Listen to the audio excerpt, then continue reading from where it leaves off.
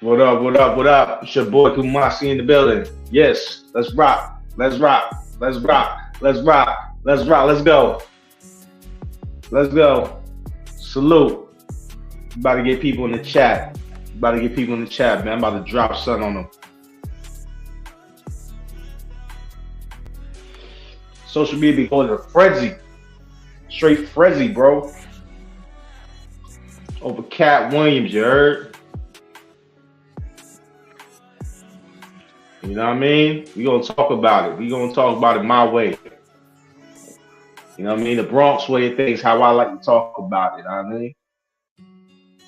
Salute to everybody in the chat, comment section filling in. You know what I mean? On deck. Oh yeah, Saturday. Yo. Ken, what up, my G? What's going on, Brody? Yeah, he spilled that. He spilled that, man. He spilled that. I ain't gonna go in on Cat. Shout out to Cat, man. I ain't gonna talk about Cat. I'm talking about these fanboys and these fangirls. You know what I mean? What's going on? GW in the building. David in the building. Cannon in the building. All right, we getting it. We get it started, y'all. Let's go. Let's go. You know what I mean? Stone Cold Steve Austin ready to show up here. All right. There we go. There we go. All right. What's going on, man? Let me just pull up what I was going to talk about today, y'all. I'll put this up real quick. This is what I'm going to talk about right here, right now.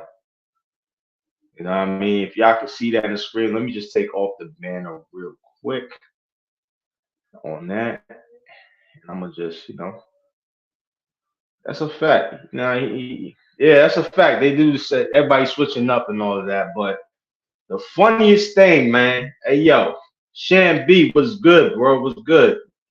Yo, Kenny, BK in the building. Stand up. Stand up. You heard? Double J, what up, boy? What up, man? What up?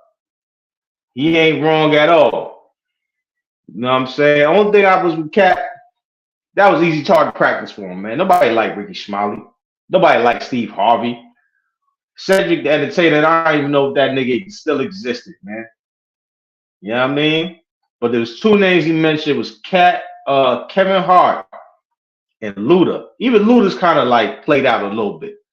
But General Ross said he's not wrong. But these fanboys that be on social media saying I wouldn't put on no dress, I wouldn't be caught out there like that. They supporting this man right here. You see right there. But them niggas 2 years ago, a year ago, them dudes get 14 different jabs talking about you should get jabbed up so you don't lose your job. So you don't lose your job. Just like Cat Williams said to those guys who wanted him to sign a contract and put on a dress so he could keep a job. You know what I mean? But it's crazy because like a lot of these dudes that supported Cat Williams got the jab. But then they saying in the same breath, yo, I won't be like Kevin Hart putting on no dress for no money. Nigga, you took that 3, 4, 5, 6, 7, 8 ton jab, talking that jazz. I won't be surprised. Like this meme says right here. Dudes online support me, Cat Williams, when I ask them to, and they still went and got the jab. I would not be too shocked to see him in dresses like the other niggas. You heard? You other niggas, Dick riding Cat Williams. When y'all called him a fiend a few years ago, y'all called him crazy. Now y'all online talking like y'all done seen the light. Y'all done, what they call it now? Y'all niggas is woke, son. They call it y'all niggas is woke. Now y'all niggas is woke. Clink, wink, wink. You know what I mean? And yet people still getting that jab. That's a fact. So if you still getting that jab, don't be talking about Kevin Hart wearing dresses and all these dudes wearing dresses. Dude, if they give you $1 million, we might see you in a dress. You dig? Yeah, that's a fact. They should have never responded. But yeah, that's what it is, though. And you know what I mean? Shout out to that whole interview. I don't want to really go into it. I'll let y'all when I get the link to go feel free to let off, man. Let off, man. But that's the sad part. I seen grown men online that ain't got nothing to do with this ish talking about that was me. If I was, I would have sacrificed my dignity and do the Hollywood stuff and da da da da da. And I'm like, yo, you took the jab though, homie. You had it on Facebook. I got the jab, and you got like 2 likes. You thought you was gonna get a hard shorties to like your joint, but they didn't like your joint. They thought that joint was true that. They didn't even care. They was like, you got jabbed up. Okay, whatever. All you do is remember they said no baxing, no smashing. I remember that. I remember sometimes you had to go to a chick's house in order to get some buns. You had to prove that you had that jab. You had to show your papers. They didn't even tell you about your STD papers. They said show them jab papers. Y'all gladly showed your jab papers, son. But now y'all stand 10 toes down with Cat Williams because it's the cool thing to do right now. Everybody's with Cat Williams. Dudes you never seen before is with Cat Williams. Like, yo, we said 10 toes down with you, Cat. No, I saw a white guy out of nowhere today. I didn't know he was a comedian. This dude said long time ago, Cat Williams, show me love. I was like, yo, who the hell is this white dude? He just came out of nowhere. You know what I mean? You know, it's crazy though, man. It's crazy. Salute. Hey, yo, share this stream, y'all. We're gonna talk our ish. I'm gonna put the link in very soon. Give me like 10 minutes, man. Let me just go off for like 10 minutes and then I'm gonna let y'all go off too, man. You know what I mean? Don't forget, I'm gonna let that Cash App just go right there in the bottom. If y'all wanna show love, man, this is a jollof fun, man. Jollof and fufu fun, man. I need a new fufu bowl, you heard? Niggas need a new fufu bowl, you know? And you got dudes in the space, grown men with fitted caps. Now they Cat Williams fans. You know, 1 minute they Cat Williams fan, next minute they a One Piece fan. You know, shit is mixing in this space, B. I'm seeing dudes bringing up all types of tall tales out here. Yeah, the Chinese food fun. Y'all need that spare rib tips, you know what I mean? The A7 on the Chinese menu. The A7. That 11 to 3 special on the Chinese food menu. That's what your boy need right now. And Arizona. You heard? But this is crazy. This is crazy. He was smoking some boots though. I ain't gonna lie. Cat was smoking some boots. When he went in on let me see, he went in on Ricky Smiley. He definitely smoked some boots. Them boots are smoked. But I was like, Ricky Smiley still relevant? Last I heard, man, the last relevant thing he did was, I ain't gonna say it, man. Nah, not gonna go there. I'll let y'all go there. I ain't gonna go there. Last relevant thing, man. You already know. Yeah, that General Soul is fire. He hit everybody. Yo, he did hit everybody, man. I don't know, you know, Shannon Sharp was sitting there like, yeah, I got teeth. But you know, I forgot about Ricky too, son. But you know what's crazy though? The fanboys online, man. Yo, you go on your IG right now. Dudes is all of a sudden woke. They was woke. They woke now. They like, yo, this Hollywood stuff is all wrong, and see what they're doing to the community, and they're messing us up, and see what they're doing. They're promoting this trash onto us, and all this wrongdoing. And I'm like, but 2 years ago you said you had the jab though. 2024 gonna be the truth year. Yeah, I can see that. They gonna, you had the jab though. You telling people to get the jab because you was like, yo, son, you gotta get the jab because they telling us to get the jab.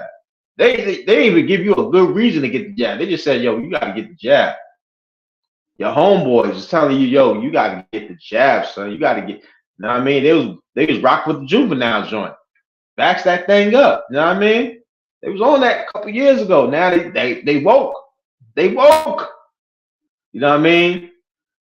Good God, man. Who's the next celebrity get these dudes woke though? Who the next celebrity and y'all predict? I'm 2024.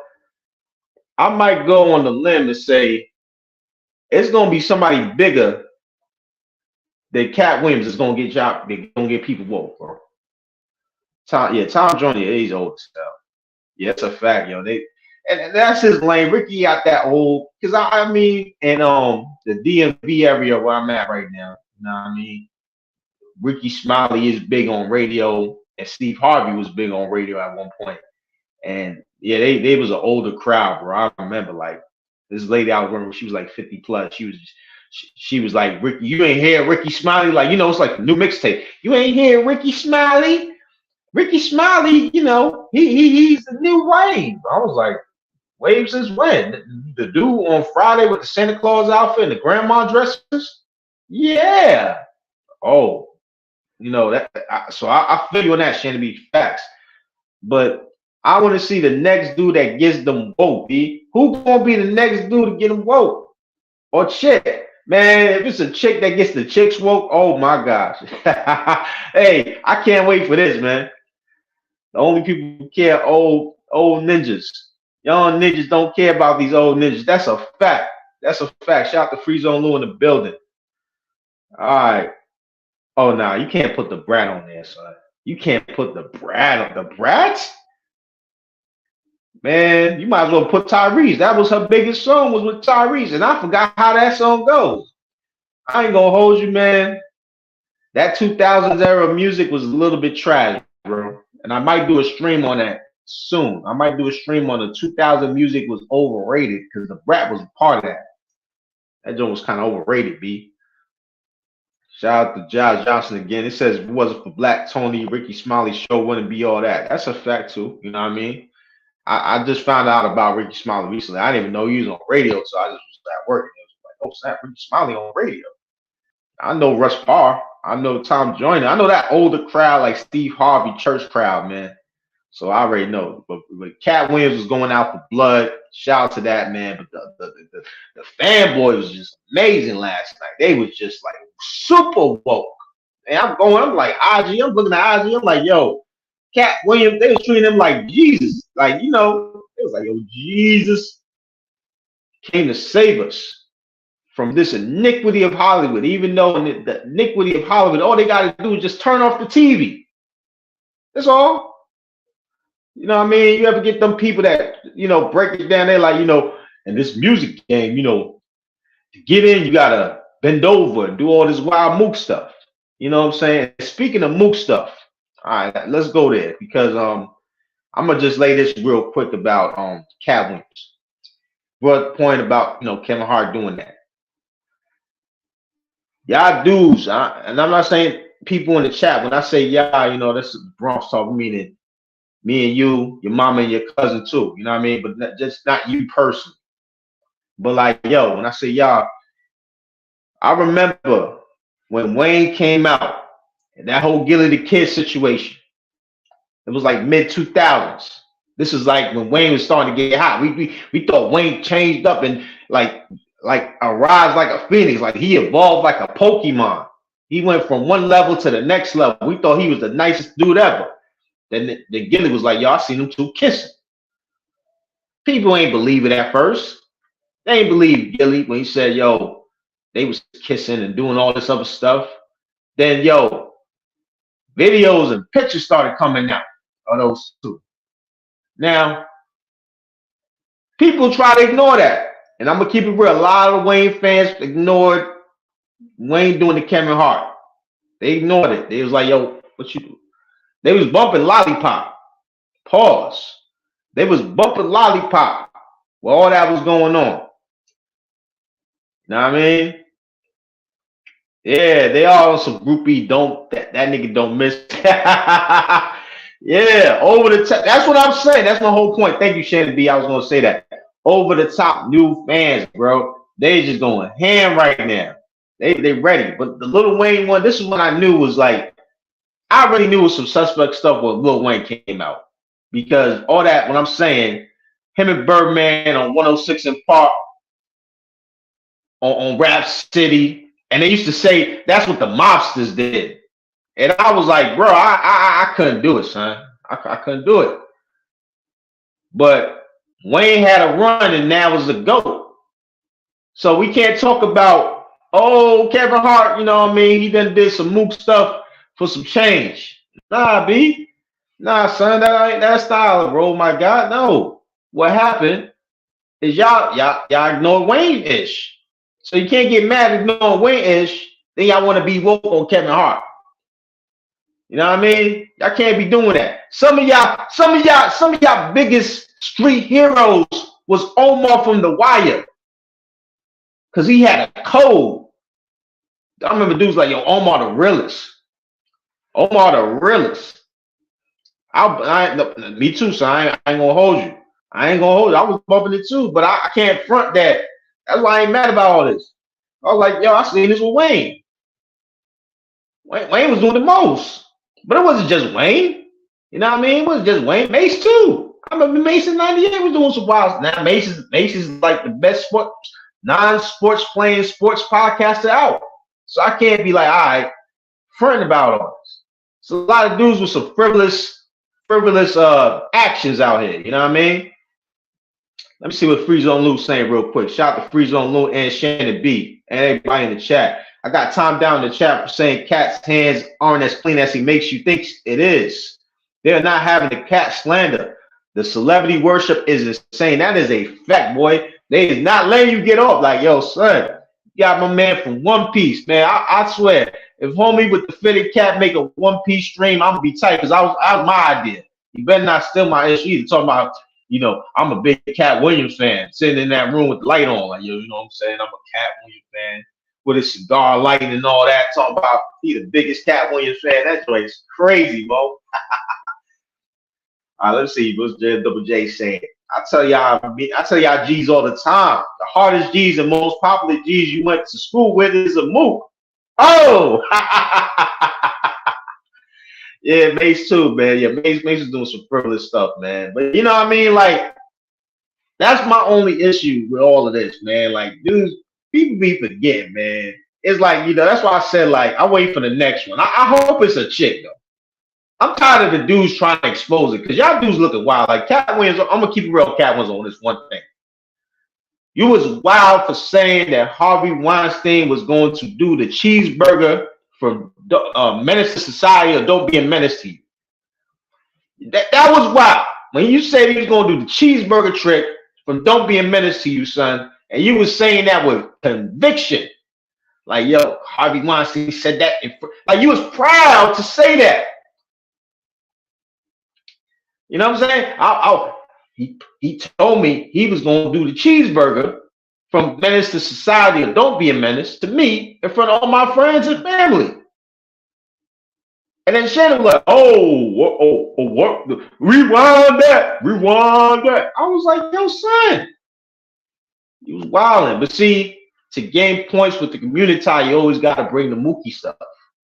If you bring the Mookie stuff, you're going to get all ears in tune. That's why this whole conspiracy thing is wild, because as long as you say the Mookie stuff, they all is. They're like, yo, son, a word? Who got bet over, son?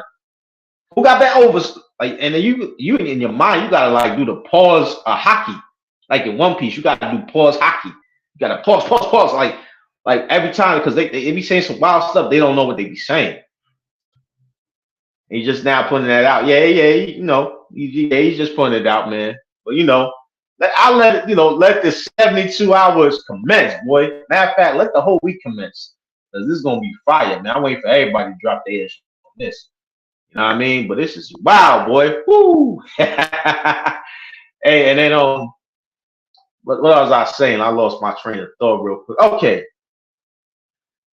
the whole Harvey Weinstein thing was wild, though. It was just wild. I was like, why tell that story, bro? It's like you, Terry Crews, the light-skinned dude from the Bounce TV shows. I don't even know who he is.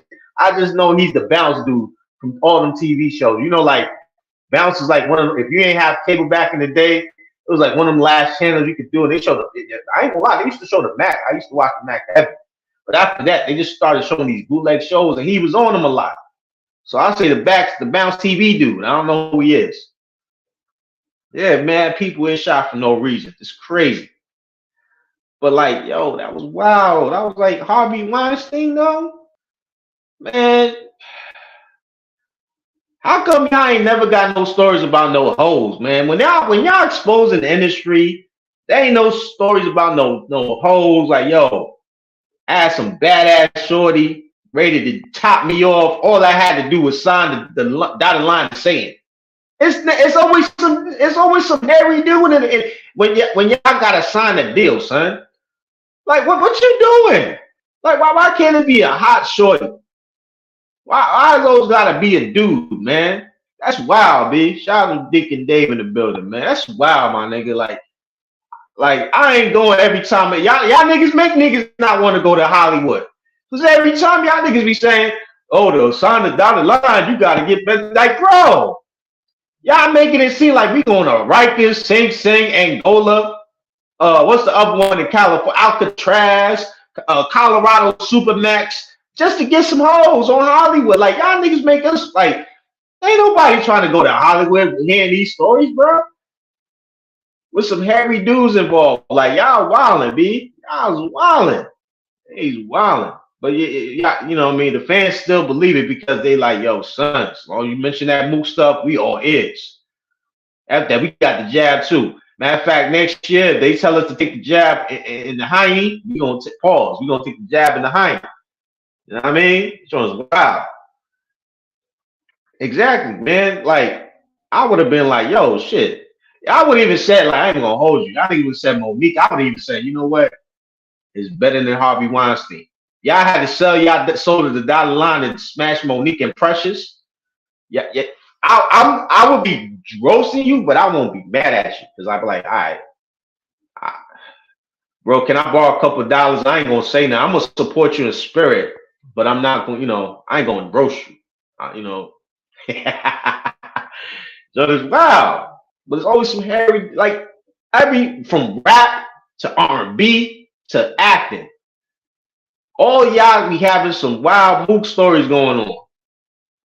Then this is why dudes be mad about the image. We gotta save the image. Y'all, that's why I said y'all, if y'all want to save the image, y'all should slowly back and black away from all them celebrities. Yeah, I said black away. Y'all should black away from all them celebrities, B. Don't even have them represent y'all no more, B. Don't even have them represent y'all. Y'all should have like the newscasters represent y'all. Like the local newscasters a better representation of an image than these Hollywood dudes. Cause y'all be bringing these Hollywood dudes like they some heroes, B. What's the other dude? Michael B. Jordan is my hero. He did some wild stuff too. Like, yo, that's crazy, B. Yeah, man, the dotted line says, yo, you gotta smash with me, but yo, she gotta smoke the rock. But you ain't gotta smoke it. She gotta smoke it. And you gotta be there. And I'm like, yo, son. Exactly. Man, they ain't even smashing fat joints. They out here with some hairy dudes. Every story. The dudes that the management say is the epitome of masculinity and entertainment. You know, like, cause like, yo, I'm gonna tell y'all this is an L. The light-skinned dude for the Bounce TV captain. Yo, when he started admitting it, it's over. You can't even use the light skin card no more. Like he done destroyed the light skin card. He destroyed the Beaver. In One Piece, they call it the Beaver card or something. He destroyed it in one trial. Like, bro, you light skin. Why you gotta do all of this? I would have been chilling. I would have became a pastor or something. You know what I mean? Rather than be in Hollywood, I would have became well. Then again, damn, I don't know. Hey, yo, I'm gonna let people up on the stream right now, man. I'm gonna put the link in the chat. I was talking too much ish. My apologies, everybody, but I don't want to get that out. But y'all jab dudes is wild, B. Y'all Cat Williams dudes is wild, B. Dudes in the chat like, yo, different instances. You go your personal Facebook, your personal IG, the Twitter. They all woke. They all woke and all that. Be like, yo, like that won't be me. But they was bumping Wayne. They bumping Diddy.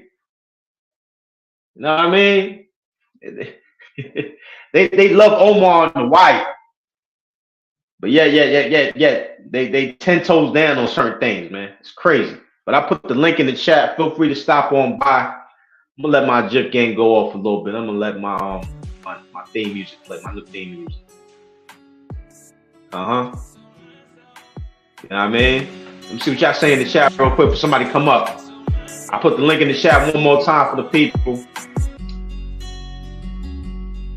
Y'all wilding with this Cat Williams thing. Y'all wilding like, damn, son. Talking about y'all won't put on no dresses, B. I don't put on no dress for nothing, nigga. Y'all wildin', son. Y'all getting that jab, B. Who that be? Hold on, I got you. Double J, hold on. Let me join that music real quick. You on the building? No. Go. Let that shit play. Let that shit run. Let that shit play. All right, let's go. All right, you ready for war? Go ahead. I'm gonna lower it just so you get your shit up. Oh, you hype? Let's go. Let's go. What up, though? Ain't shit, man. I'm chilling, man. What's going on? At the fire station, chilling. Yeah, it's Saturday, B. You know, 5-day work week is done, but it's crazy that, yo, this is going on right now, man. They said the black man's image is synonymous with fat bitches. I meant what I said. Talk your shit, Dave. Nigga Dave in the bill. Talk your shit. But what's going on? What's your thoughts, man? On Cat Williams, everything. You right, man. Like, I barely get on Facebook, man. Look, I look at it like this. Facebook is like the project. Twitter is like that subdivision that black folks took over. It used to be white, but black folks took over. And like, man, I stop by the projects every now and then, and that's all I saw on my timeline. Everybody claim they getting money. Everybody, claim they generational wealth niggas and stuff, man. They all talking about the Cat Williams interview and stuff. They posted memes.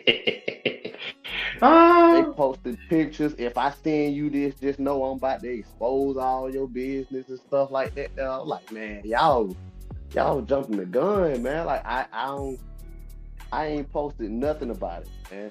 Because I mean, like Free said, man, his hands could be dirty too, man. Y'all don't know that man probably snorted a line of cocaine off a nigga dick. Like, hey. Hey, but yeah, that's wild, man. But that's what I'm saying. Yo, you got a job for your job, and I respect you keeping your job, man. But yo, you screaming at the top of your mountains, you woke is wild, man. This was wild. You know what I'm saying? It's one thing to get the jab, whatever. I'm past that. But yeah, y'all speaking like y'all super woke. That's what's crazy. That's what's mind blowing to me. And nobody can speak on Cat Williams. Like nobody. You know what I'm saying? He said he's gonna put paws on people. But I remember that video. He got paws put on him. Yeah, man. I was like, oh man, here y'all go, man. I knew y'all were gonna come out the woodwork with that whole playing soccer with the middle schoolers and stuff. Man, I knew y'all were gonna come out the woodwork with that. But yeah, they jumping off the bridge for this shit, man. Like, this shit y'all already knew though. You know what I'm saying? Fact, that's a fact. Shan B, what's going on, my guy? What's going on? How you been, bro? What's up, cool? Yeah, chilling, man. It's happy Saturday, G. Yeah, hold on real quick, man. I got too many kids in the car. Oh, no, you good, G. You good. Salute to the children's too, man. What's going on, those Josh Johnson? What up? Yeah, man. Now, like I was saying though, like, hold on, Candace said my mic low. My mic too low. If it is, I hear you clear though. I hear you clear down. Okay. If it was low, I hear you clear down. Yeah. But I'm like you the whole thing you said with Lil Wayne, like, y'all know these dudes been doing this, man. Y'all don't really give a fuck about that. Y'all still gonna support. Like, y'all still gonna go see. Like, I remember everybody was repeating Kevin Hart lines and shit from his stand-up specials and shit. Using Kevin Hart memes and gifs. I remember all that shit, man. Now y'all want he coming at Kevin Hart. Kevin Hart ain't even that. Like, the amount of times I've seen folks say Kevin Hart ain't that funny, but when he first blew up, like, motherfuckers He was funny. Oh man, yeah. I mean, after that second one, after the second stand-up Right. special, yeah, it started getting like, okay, Yeah, it was you after know, the first, but people don't. That first two that Kevin Hart did, they were funny, man. I don't know what people were talking about, but the yeah, first two folks Kevin was Hart saying, did was funny, man. yeah, but I that's what I'm don't. saying. Like, that's what I'm saying. Like, folks was up there quoting, you know, his quotables and stuff. I'm gonna peel your muffin count back blue and all that there. Exactly. Now all of a sudden he ain't funny. You know, he wearing a dress and all that. No, man. If he come back old Kevin Hart style, man, y'all gonna go support. Y'all gonna watch that special, man. Just stop. That's a Your fact, man. That's a favorite, fact. your favorite rapper is a move. Until you do like that. Siggy, Fact. Sigma Jones in the building. What's going on? But yo, that's wild though. Hey, Shammy, let me ask you this question real quick though, son. All right, they treating the comedy game like the rap game, man. And what's your thoughts on that, man? All this beefing now and pulling up and all this other stuff, man. That's the new wave. Now there's a conspiracy on that. It's to keep everybody separate. It's kind of what Pimp C was talking about. It's to keep everybody separated so they won't team up together to create these little record companies so that the people can stay in power. That's what it was about. So they keep everybody kind of at each other. And it's really not hard for niggas to be mad at each other. You see what I'm saying? Like if I'm a hot rapper and you a hot rapper, well, I'm better than you and you better than you. We'll feed off of that more than we'll feed off the money. You see what I'm saying? They're saying, man, what you talking about, man? Let's just team up and do a song. Nah, fuck that nigga. I'm the best. I'm the coldest rapper out here. We'll be on that while they make money. You see what I'm saying? So it's kind of like we got a bad mental issue going on with the, you know, just business and period. Because there's no way 50 years later the small hat people own hip hop. It's their culture. It's not ours. It's theirs, but we believe it's ours. But it's their culture, and they used us and Puerto Ricans to push it. You know what I'm saying? But it's their culture. We're just performing in it. That's it. Because people don't even realize that they went from because the small hats own heavy metal and rock and roll too. They made us push that too, and we didn't even we let that stuff. Think about it. When everybody was dressed up, when hip hop first was coming out, everybody was dressed up like dope dealers and stuff like that. We went from that to dressing like heavy metal stars, and they do that to this day. We wearing choke chains, tattoos. Man, black people wasn't getting tattoos on their face and all that crap. That's the heavy metal stuff. And now we look like heavy metal artists. And they got these raggedy braids all over, you know, it's just, they flipped it all on his head. Now we doing all kind of crazy stuff. Now we in the dresses now. You see what I'm saying? So Twisted Sister. Yeah. There you go. That's what I'm talking about. That's what I'm talking about. Now we doing that. So it's a crazy concept with that rap music, man. It is wild. And you said it's like about the beef and stuff, man. Like, who wants to see Cedric the Entertainer pull up and fight Cat Williams like that? Yo, can you imagine how it's gonna go down? Like, yo, they gonna throw hands and then they gonna crack jokes at the same time. Not even that. Cedric the Entertainer, man. That stomach, man. Come on, man. That man, that's man gonna run out of breath. He gonna run out of breath. It ain't even gonna be a fight worth nothing. They just gonna be rolling around and shit. Like, man, the fuck is y'all? And on top of that, it's like Free Zone Lou said, man, these old niggas, man. This ain't this old niggas. They mentioned 1998. I was like, damn, 1998, JVC Kaboom Box. Real. And Steve Harvey, damn, incontinent ass. He ain't trying to fight nobody. He old. Oh no, he pushing on 70. He might pistol shit on himself. He got down locked horns with somebody. Man, he probably wearing the pin. We said the pins.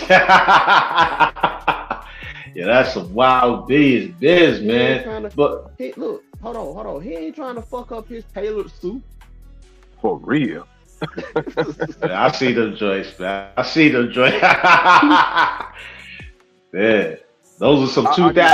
Man, hey, Sam B. I want to do a show with you about the 2000s, bro. The fashion how crazy it was. You know how they talk about the tight jeans and all of that, man. Oh man, that actually came in the 2000s. So I want to talk to you about art from music and everything, bro.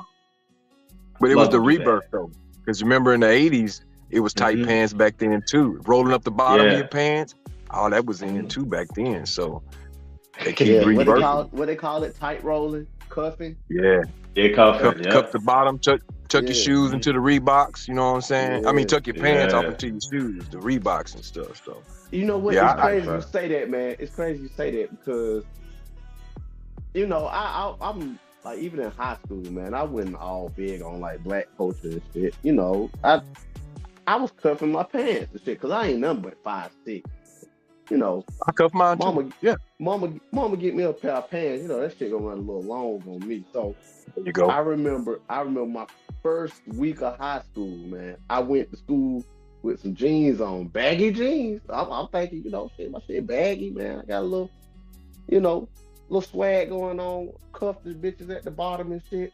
Man, they roasted my ass for having cuffed jeans. Like, so you right about that. Like, right in the early 2000s, too, because that was like, what, 2004? Yeah. So, yeah, that's when that shit changed. Like, everybody like, man, don't nobody wear fucking cuffs no more. Brazil white beaters. Man, you ain't lying. Yo, remember the Brazil white beaters, the G Unit white beaters? I swear to God, you see everybody with the altar tops. Yes. Yeah. But they were popular though, man. Dudes was in them though, man. I ain't gonna lie. They was in them, man. It was like that. That was like, yo, you was fat, but you was trying to show your muscles in the summertime type shirt. Like, you're wildin', man. That's another thing. But that's why I said so many things that people are like, oh my God, this is new news. I'm like, bro, Lil Wayne, P. Diddy, you know what I mean? What's the dude? Paul Mooney. Yep. You know what I'm saying? You go down the list, like, you know, a lot of these dudes, man. It's worldwide too. It's not just America. It's worldwide, B. Not even him. Quincy Jones. They say Quincy Jones. Oh yeah, I'm out to the chopper. But I got to comment on the Cat Williams too, because I'm for the exposing. Yeah, whatever. But those rumors he was telling have been out for 20, 30 years though. He really didn't say nothing new. He just kind of reinforced what older people already knew. Like he been saying this stuff on his comedy shows back in the early 2000s, and a lot of people already knew it. The only thing that's tripping me out is, well, first of all, the new people, but it's older people that's acting like they just heard this. And then on top of that, like everybody say, he's not clean. If you, for one instance, think Cat Williams ain't on dope, you a fool. The boy's on that, he's on drugs.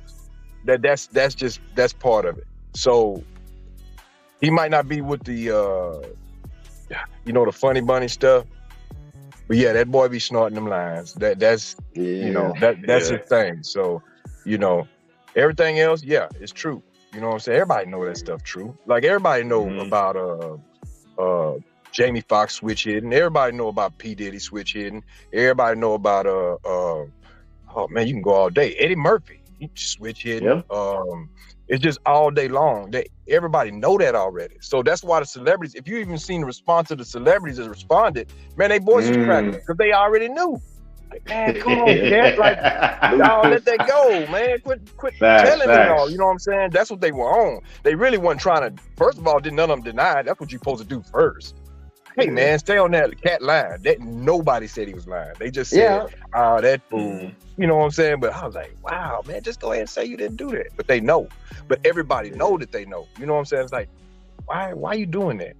But, man, the biggest thing that tripped me out, though, if y'all watched it, first of all, Shannon Sharp had 40-something, almost 50K in the box when it was going down. Yeesh. Talking shit. Man, he went from 6 million that day views. The next day, woke up, it was at 12, then to 13 mil the next day. Then after that, it went to 16. Now that thing is at 20-some million views in 4 or 5 days. Man, that is cinematic movie views. If people don't know, that's Yeah, like that's all. domestic cinematic movie views. So that's a fact. Dang, that means the whole world knows about this one little interview. That's worldwide. So, who you think is who you think out of the there's some other people who's disgruntled that got a lot to say. Jaguar Wright is one. Thank you. I almost forgot about that. There's another one. I keep forgetting the person's name. Oh man, it'll get back to me. But what do you think will be the next one that gets on that stage and does the Cat Williams two-step? Let me show you the reason. I think somebody already addressed it. I can't remember, but they were right. Jaguar Wright, everything she said was true. That was true too. She wasn't on the right platform. Let her get on the club, Shay, and do the same thing. It'll be the same. They'll start responding. I think it'll be bigger because like she got a lot more to say. Yeah, and she's certified right now crazy. Like, man, shut up. But if she got on Club Shay and went and said the same thing, it'd be over with. Because she's not lying either. I mean, they can make it seem that she's not lying. They know she's not lying. You know what I'm saying? Yeah. That's how it go. But yeah. What's up, Josh? I was about to say Ludacris, he did that little freestyle. I mean, the freestyle it was nice, but like, no, you supposed to be a rapper, man. That ain't how you respond back. Doing no freestyle against a comedian. Like he still had his braids on too, man. Look like Def Jam fight for New York and shit. He done grew the braids back. He talk about being a family man. And I'm like, man, hey, I mean, it's cool you're a family man, but that ain't how you respond to a motherfucker saying that, the shit that he said about him. And then like I didn't like what I hated about social media. Like I saw one where somebody like posted pictures of all the celebrities with their wives and shit, and all of them were light skinned. I'm like, that was the trigger right there. Yeah. I want y'all to speak on that. Speak on that part right there. Good point. Hey, that tripped me out. That hit hard. I was like, wait a minute. Dude, every last one of them.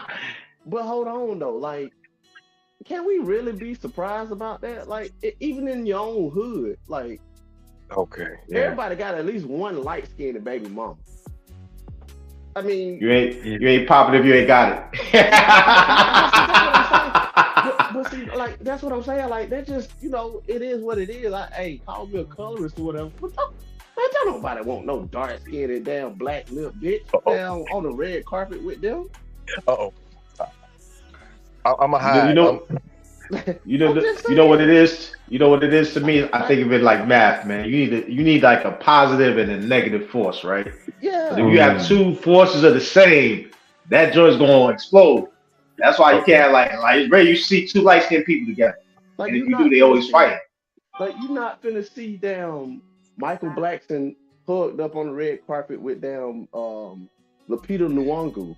Oh, I ain't gonna look. You're not. Yeah, you're not. Right. Okay, I get that. I'm not gonna argue with that. I'm married to a light-skinned woman. I'm married to a light-skinned woman, and if I get that money, I'm leaving her ass for an even better light-skinned woman. Damn.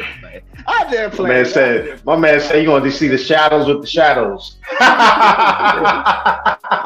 Live with shadows. I'm playing. What you gonna say, Shane? My bad, man. No, it just tripped me out. That did trip me out to see, when he was saying because they all had dark-skinned women. Well, most of them did have dark-skinned women. And then they all just, upped them for the light skin. That because I didn't notice at first. I was just, like, oh, that is true. I was like, yeah. Were they assigned them women or did they pull them? Because I ain't gonna lie. I don't think they pulled them. Thank you. I don't think they did either. I the think light skinned bitch just attracted the money. Let's just call it what it is, man. Most light skinned bitches are just more attractive. I hate to say it. Okay, let me ask you a question on that. Seriously, could you do it? Could I do what? If Gabby Centerbay pulled up and said, "Hey, what's up, man? Nah. Yeah, I've been watching you." I would go ahead and stop you. See, you went to the most extreme. He did.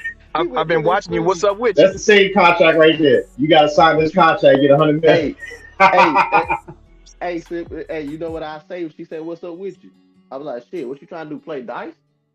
What's up? Damn. What about Leslie Jones? Hey, I've been watching you. I just need somebody to come beat it up. I got you on everything else. Yeah. What's up? You with it? Hold on, y'all. Hold on, real quick. We going to the meanest fight club ever. We gonna win the fight club. You know, that's what we gonna do. We gonna put money on me and Leslie Jones in the fight club right now. But that's how I look at it. So when they say the women want the money, I see it the same way. I don't think these women are really just, oh, you got a bunch of money? I'm okay. Nah, I don't, because Biz Markie had a cold wife, and so did the other comedian. That played Hustle Man on Martin show. Oh, Tracy Morgan. Tracy Morgan. Yeah, he had a cold wife. They both left. Yeah, I mean, well, not, but you know what I'm saying? I'm just like, dude, for real? Like, that's what you gonna do with your money? Like, you know. Come on, man. Yeah, man. I mean, there's very few dudes, like, especially in the comedian game, man. Like, you is coming like on the underground circuit, so like you gonna attract them butterfaces at first. But then when you move up, it's gonna go like that. Yeah, I can definitely see that. Yeah, now what you asked about Leslie Jones? Yeah. Like, is it short term or like long No. term? Hey, lock key, we married. Oh fuck no. I can't do it, man. I can't do it. Said I ain't signed that contract, man. Now, if you'd have said Lupita Nyong'o or something like that, you know, that's not fair. Yeah, that's not. She ain't all that, but she ain't all that, but she ain't. She ain't Leslie I'm talking about Jones ugly though. I can't. I'm talking about you wake up and you roll over Leslie Jones. That's what I'm talking about. Like you wake up. I can't. It ain't. Oh man, I can't do it, man. Yeah, I can't do it. That'll be my reputation. They be like, oh, that's the nigga that go with Leslie Jones. Man, for life. Nah, you stained. Nah, I can't but do it. But then on the opposite extreme, though, you can get with Tiny. Oh man, that's another one. I couldn't do Tiny. I do it. Especially, dang, man. You know, y'all seen that recent picture of her with T.I.? Oh, the Quaker Oats one. Nah, what you like, Smokey Robinson? Oh no, I didn't see that one. Yeah, that's the new one. She got a mustache, man. Look like she got a mustache with the man. She. Oh shit. Yo, Kenny, you ain't wild for that, man. You ain't wild. You wild. Literally, Kenny's wild today, man. He's that red. But Tiny, that's another one. Nah, man. I can do it. I can do a Tiny now. You can do Tiny? I can do Tiny. I can do her. All right. Since you're going there with the conspiracy, man. Since you're going there with conspiracy, I want to go a little further. I've noticed some of the presidents, right? The presidents rarely have an attractive wife. And the ones that they say are attractive are aight at best. Why do you think that is so? I got that question myself. I can't even answer that one. Who was the all right first lady though? I mean, yeah, like Jackie O. Yeah, Jackie. Yeah. But like, you know, the community gonna say Mike. I disagree. Like they gonna say Mike. They gonna say Mike was the one. Yeah, Michael Obama. Who else? People say Trump's wife too. People will say Trump's wife, but like she was all right. Yeah. But like you think of the leader of the free world, man, would have a like these comedians would have a good looking wife, right? But like they get like some run in the mill joint. And I always thought because you had to make the people believe. If the top guy has a hot woman, it's over. Like people would hate the president. Hey, now if he'd have ran back in the 80s, Bill Clinton, Hillary. Yeah, his wife. Yeah, she's straight. Hillary was bad as hell when she was young. Right. Hillary? Yeah. Oh, okay. Yeah, she was straight. Like if you them two together made sense. Like if you'd have seen it, that was highly believable. I think about that picture there, but I probably don't. Oh, there go Clue right there. Clue nailing it. Woman won't vote for you if your wife is a 9.5. I believe that. I believe that. He might. That's why they be on Trump. Well, Trump don't count because a lot of they got that hate campaign on. Yeah. But I'm just saying, his wife. That's about the coldest of a first lady's ever been. But they don't count that. Because they want Like, nah, you want bought to see that. an Nigga. ugly bitch to Right. make it and have that aspiration. Like, I can be a first lady. There Okay, you okay. Damn, that's fucked up. Yeah, man. That's fucked up. Because that's why I think a whole lot of the beauty You know deficit, what? it even goes to the most powerful circles. You look at like the governors and mayors, like let's just Mhm. keep it the melanated ones. Like I'm gonna go with the biggest one. They got caught out there, Andrew Gillum. And I saw his wife on camera. I said, "Yo, son, everything makes sense now. Everything Hey, cool. makes sense I now." gotta drop down. I gotta get a haircut. I Hey, appreciate no you. doubt, man. I appreciate you coming on, G. Take it easy, my bro. I'll be back. I'll be in the back listening. Hey, no doubt. Appreciate you coming on, G. Bro. But yeah, man, that joint was wild, man. Who I got on here? Let's see what I got. Free Zone. What up, Free? Free. Popping, boy. Let me in. What's All good, right. fellas? What's popping, man? What's going on? Happy Saturday, my G. Yes, sir, man. What's your thoughts on everything, man? You know what? Well, the cat stuff, it's goofy. We heard all that stuff before. I mean, nothing he said was shocking. I don't believe his hands are clean. I definitely believe he did some bullshit. The part that get me is that it's you know what you never hear when somebody gets exposed. Talk 2 shit. weeks ago, 5 days ago, last week. It's always like, hey, 30 years ago, this 1998. hey, 15 years ago, that nigga was sucking dick. Like, come Hey. on, man. Yeah, like I ain't gonna tell your secret. Like Secret. Like I know you shit, but all right, I got you, bro. I ain't gonna tell you secret. And then Yeah, bro. Then the motherfucker forgot that you know his secret, and he started talking crazy. So then you gotta, expose his ass. Like, hey, come on now. But yeah. Yeah, that's the crazy part. Like, the exposure was always crazy. It's funny though. I ain't gonna hold you. That shit be funny. He's like 1998. I was supposed to be a king of comedy, but y'all made fun of Bernie. Y'all said he was too black. I was dying when he said that. Oh, interview had me dying. Yeah, man. That whole Bernie Steve beef, man. Like, come on, really? What's it called for? Yeah. What's up, Free Zone? What's your thoughts on everything else, man?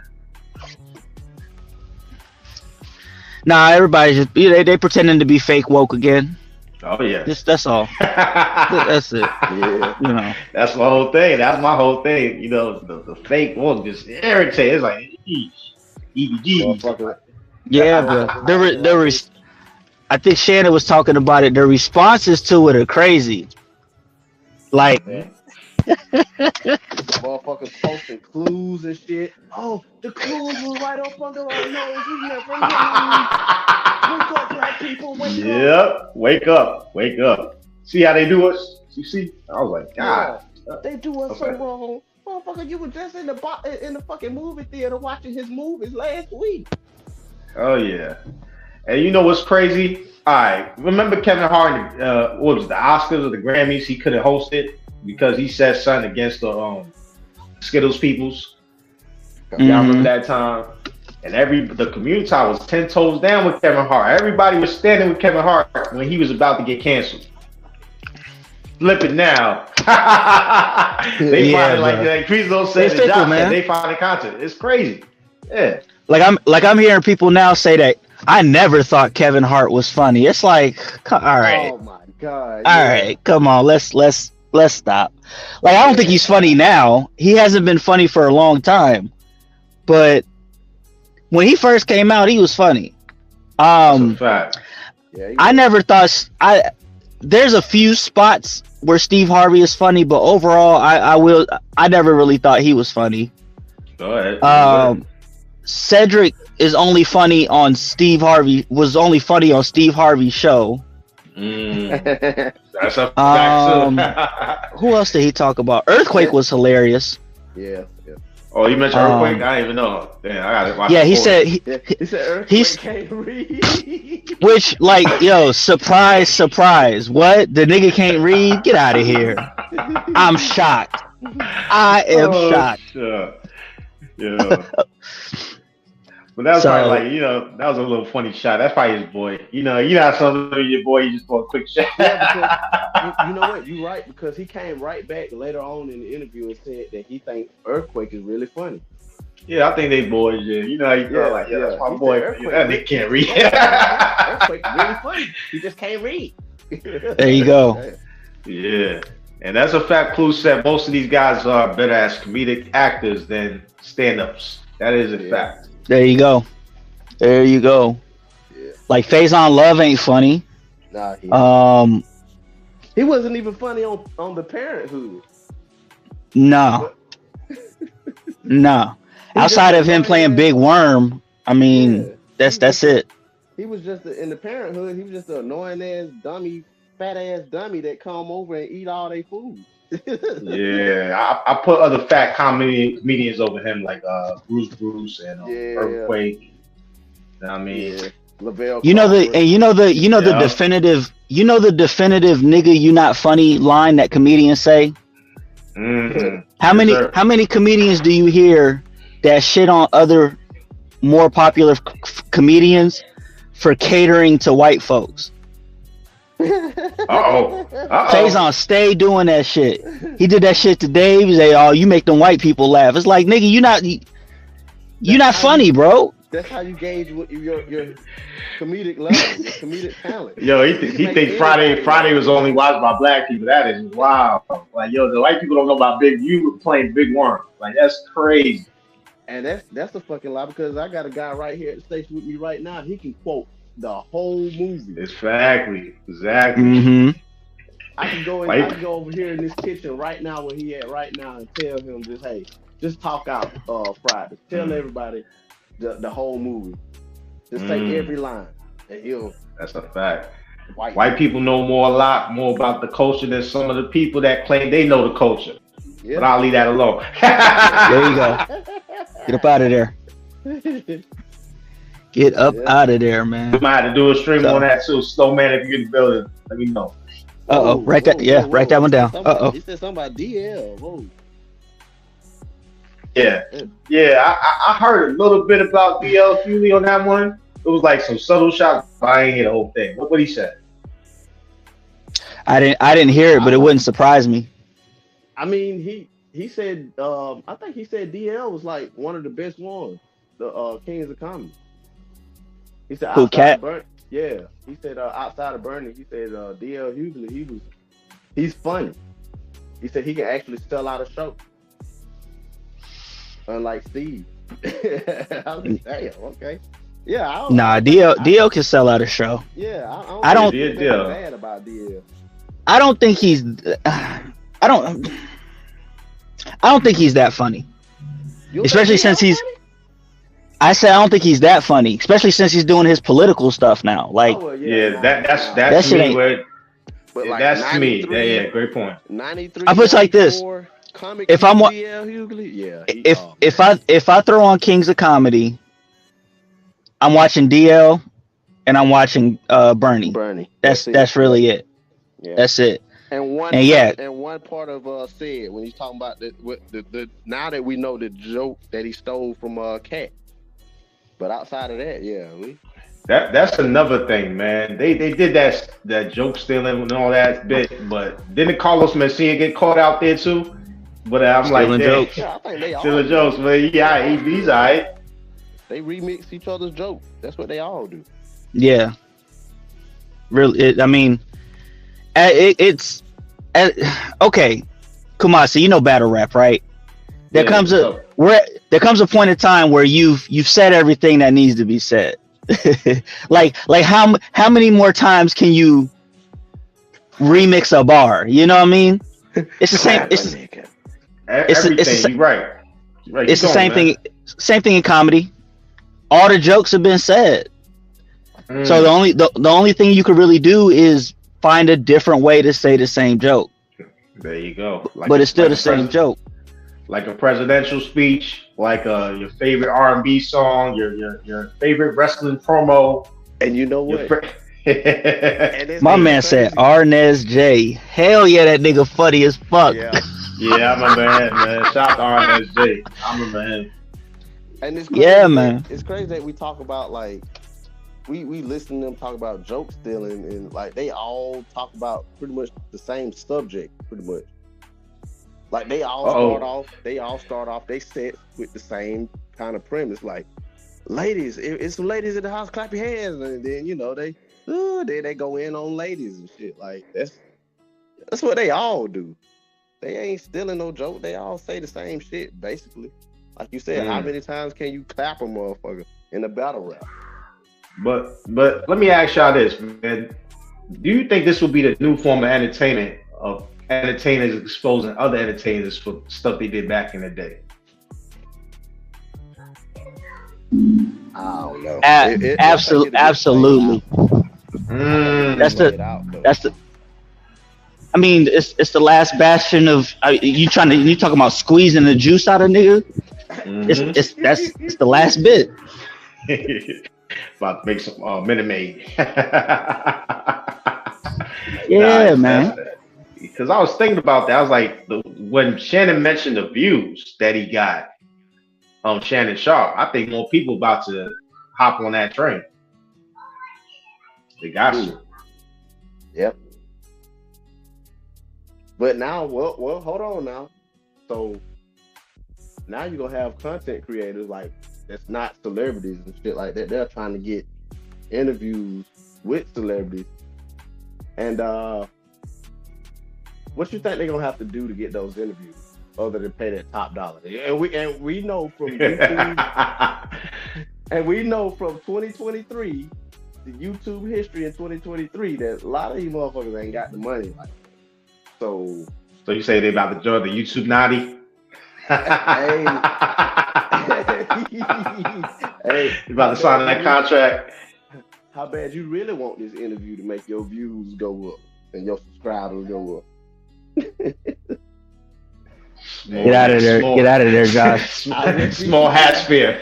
Small hat spear. Yeah. I wouldn't be surprised a Joker getting exposed, a YouTuber getting exposed. Oh, you sucked so-and-so dick in the back of his limo to get the interview. Like, yeah. It's coming. It's coming. Motherfuckers gonna be doing something strange for a little piece of change. Yeah, man. I mean, yeah, this is opening new doors. This will be more content for all of us to decipher. Because I think this weekend will be the Cat Williams weekend watch, man. You know what I mean? Now everybody can talk about it more. There's responses being made, so they can go off of that. Oh, it's going to be interesting, man. So it's going to be wild. Yeah, man. But, yeah. Man, all the stuff he was saying, like his childhood and stuff, man. That was crazy. Folks trying to speculate. You know, was he great? Was he molested?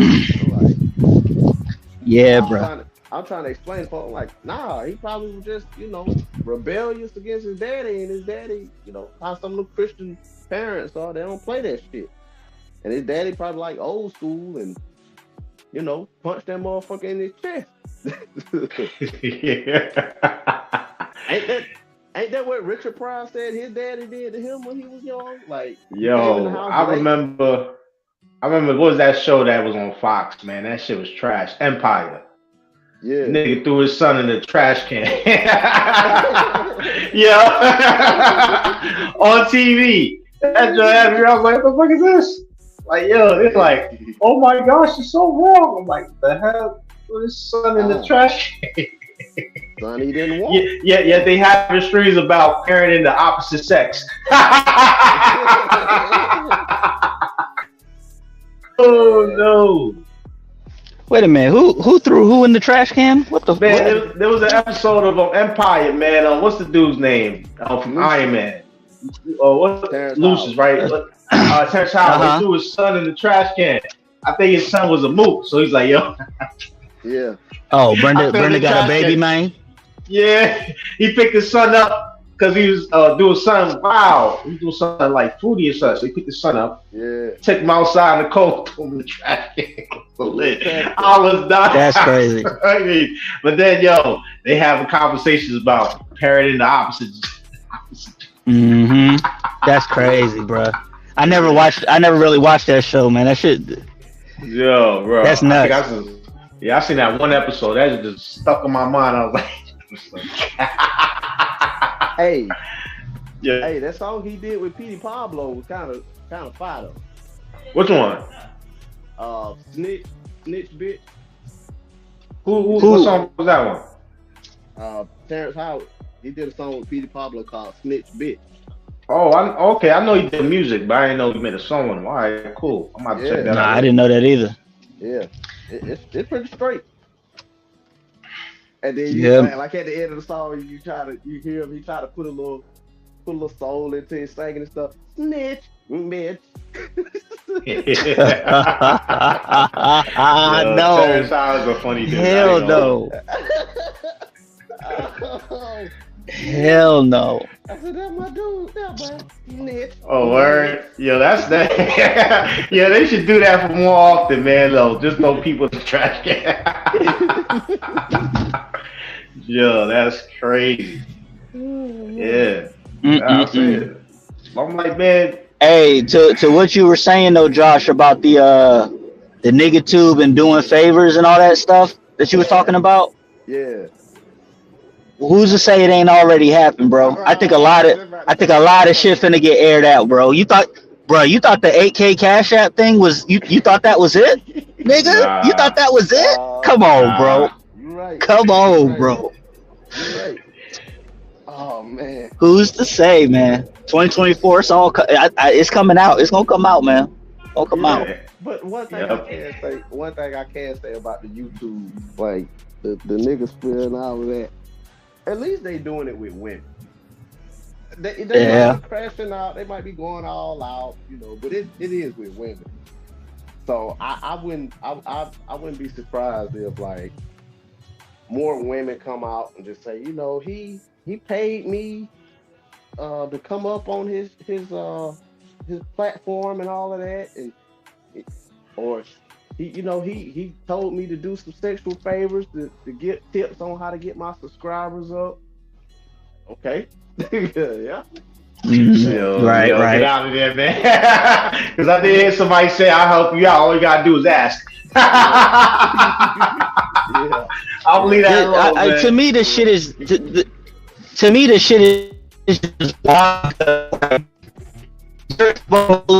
during a time where they already reaped all the benefits. He's bogging out, G. Oh, yeah, you got a board. He's bogging out. Like... You what you said, bro. Oh, fuck. Can you hear me? Yeah, you good now. Am I good now? You just bogging out. Yeah, you just bogging like a few seconds, you just bogging out. Oh, damn. No, I was saying like they always do all of this exposing during a time that they've already reaped all the benefits. Yeah. See what I'm saying? Like you exposed Harvey Weinstein at like the tail end of his career. Like he's already made his movies, he's already made his money. That nigga's straight. Yep. I just don't get it, bro. I don't get it. Like even Cat, where he's doing all this during the time. Steve Harvey's already been on Family Feud and all this other shit. Ced's already made his money. All these comedians have already made their money. And like, now is the time to air out the grid. It's like it's stupid. It's stupid, man. I like that point you made, Caesar. That's a good point, man. Yeah, you right. I mean, you exposed Bill Cosby like right when he's about to kick the bucket. Yeah. Yep. But they didn't waste time with R. Kelly though. Nah, they didn't.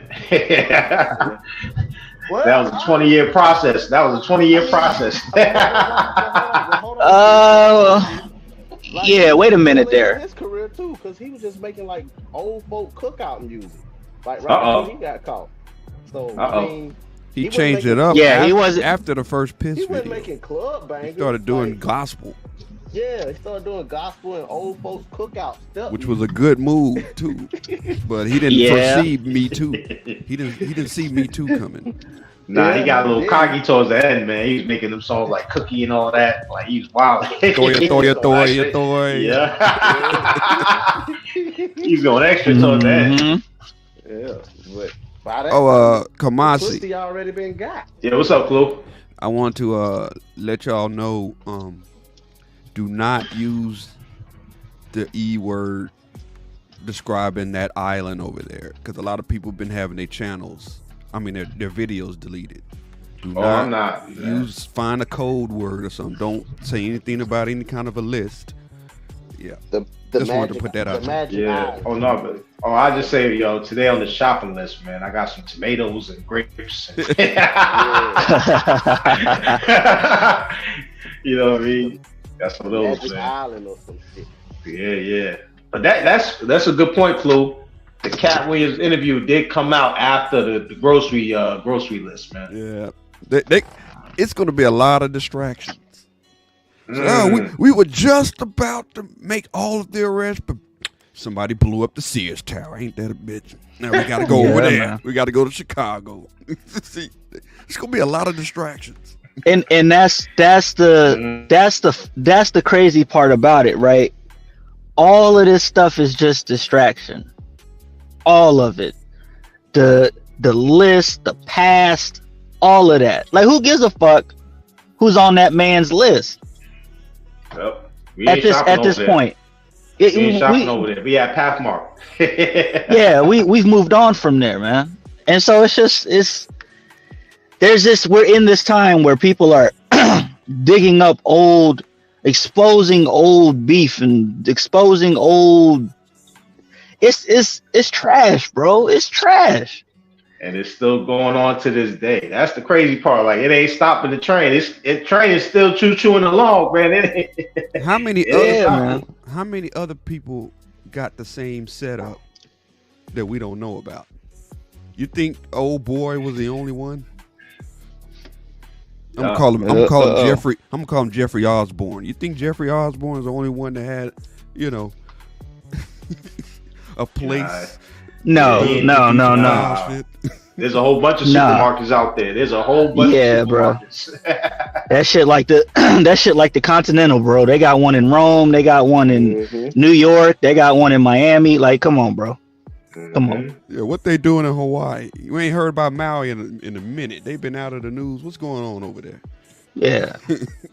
And you need a membership card too. This ain't on Publix. This is like a Costco. You gotta show your membership card. Sam's Club. And this is why social media. One of the worst things that social media has done is made us aware of everything and feel that we have to have an opinion on it.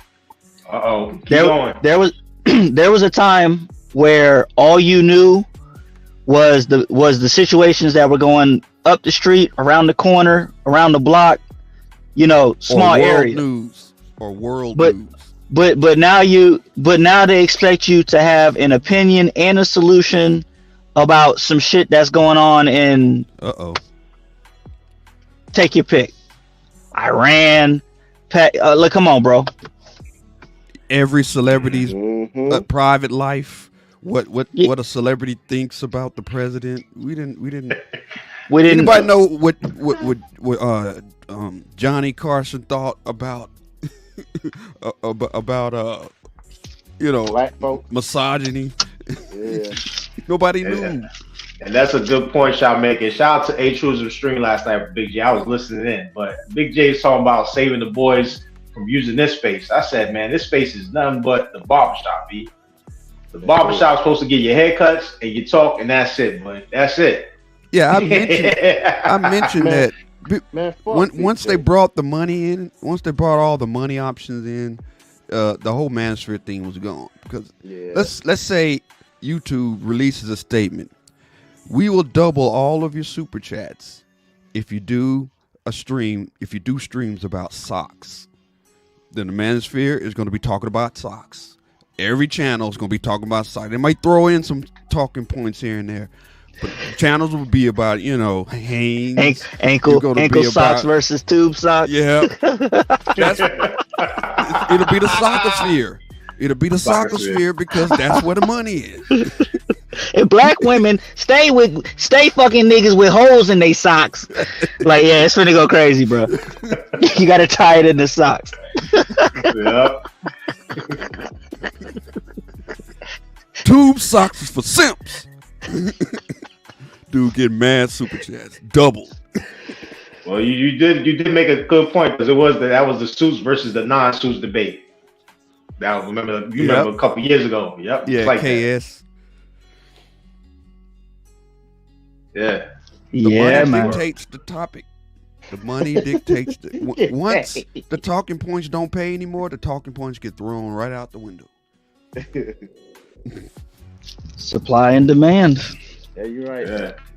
They'll be mad at it. I'm surprised most of them ain't talking about like sponsorships and ads and like a lot of other content creators. They do that with their Manscaped, talk about shaving your balls and shit. Was that what's the tall dude? MTR. He was talking about that, and then he turned around and had testicular cancer.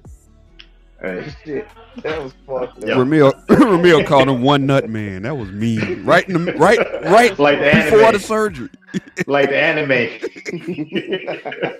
I remember that anime, One Punch Man. That was fucked up. Hey, man. JC, what up, boy? What's going on, man? He did all that advertising for their Manscaped. He had to get Manscaped. Yeah. But them Manscapes, they own a lot of like the podcasts that are male censored anyway. So like they follow a lot of them. Like if you sports, they're on there. Sometimes politics too. Finance too. I'm surprised. I was like a Manscaped commercial on a finance stream. I'm like, hey. I'm like, what? Oh, yeah, but this is about crypto. I'm like, okay, right. Before you buy that next coin, save your coin first. Yeah, man. So I mean, that is a sign that you made it though, too. That is a sign that you made it. Because I'm an Arsenal fan. Y'all know I watch soccer and stuff, man. So I saw one of the Arsenal content creators talking about it in like his British accent. Order Manscaped and use the code. I'm like, what the fuck? Yeah, man. Yeah, but I mean, like I said, man, who's the next chief to come out though? That's why there's a whole bunch of cats fighting for the top spot. But I think who really wants that top spot? I think it's gonna be like an old musician, though. Oh, from this space, like Reg? Oh no. Well, y'all talking about me? Why y'all gotta talk? Shout out to me. I ain't not did nothing to nobody. Y'all talking about me. You gotta sound like this, because it's bullshit. That's a better one. Yo, Red might take over the space though. That would be fire if he do though. Because his panel could be fine, though. Yeah, I ain't gonna hold you. My dog, man. Red's my dog. On country, but like everybody be sad about him and stuff, man. He just that drunk uncle that like that's cool. Like everybody gonna try to make fun of him, but I rock with him though, man. Nah, but Reg found his space and roll with it. That's another thing too. Like, and that's he's comfortable with it. So a lot of dudes like me, I'm trying to find my space and roll with it. So it's like the dudes who's gonna roll with it, those gonna be the dudes that get those deals. Like I see Bernard. You know, people got they ways about 2021 Bernard. That was his peak. That was his prime. That was his prime. That was. When everybody was on the panel, you had 4 or 5 different sectors represented on one panel. Everybody coming over and stuff. Yeah, man. But a lot of those cats too, they separate ways. So I'm waiting for 2024. I think it's gonna be coming back, man. political time, it always comes back, man. So Yeah. I think truism going to be the new spot. oh yeah, already. I think it that's was shown gonna be the new yesterday. spot. It was shown yesterday, last night. Yeah, I Oh, want yeah. to go That's up going to there be. He's going to and be go the at new that ambassador. Mm. Yeah. Enemies from all over coming over there to have a decent conversation. Yeah. Oh shit, yeah, that was fire yesterday. I was Oh, who gonna was hop that? up there, but I was like, man, Who was the other dude that was with Big J, man? Was that Wacky World? It was some. He had like he had a specific New York accent, like a Brooklyn accent. I was like, think so. Yeah. pro black militant You talking New York about Wacky-O? accent. Wacky, that's Wacky-O, yeah. He tried his best to enunciate his words. That joint was funny. Man. Big J was ready for blood though. He was coming for blood though, bringing up emails. He a fuck ass nigga. Nah, I fuss with Big J now, man. I fuss with Big J. Jay, Josh was cooking him. I'm like, he all right, man. Yeah. He all right. I know the fuck he ain't.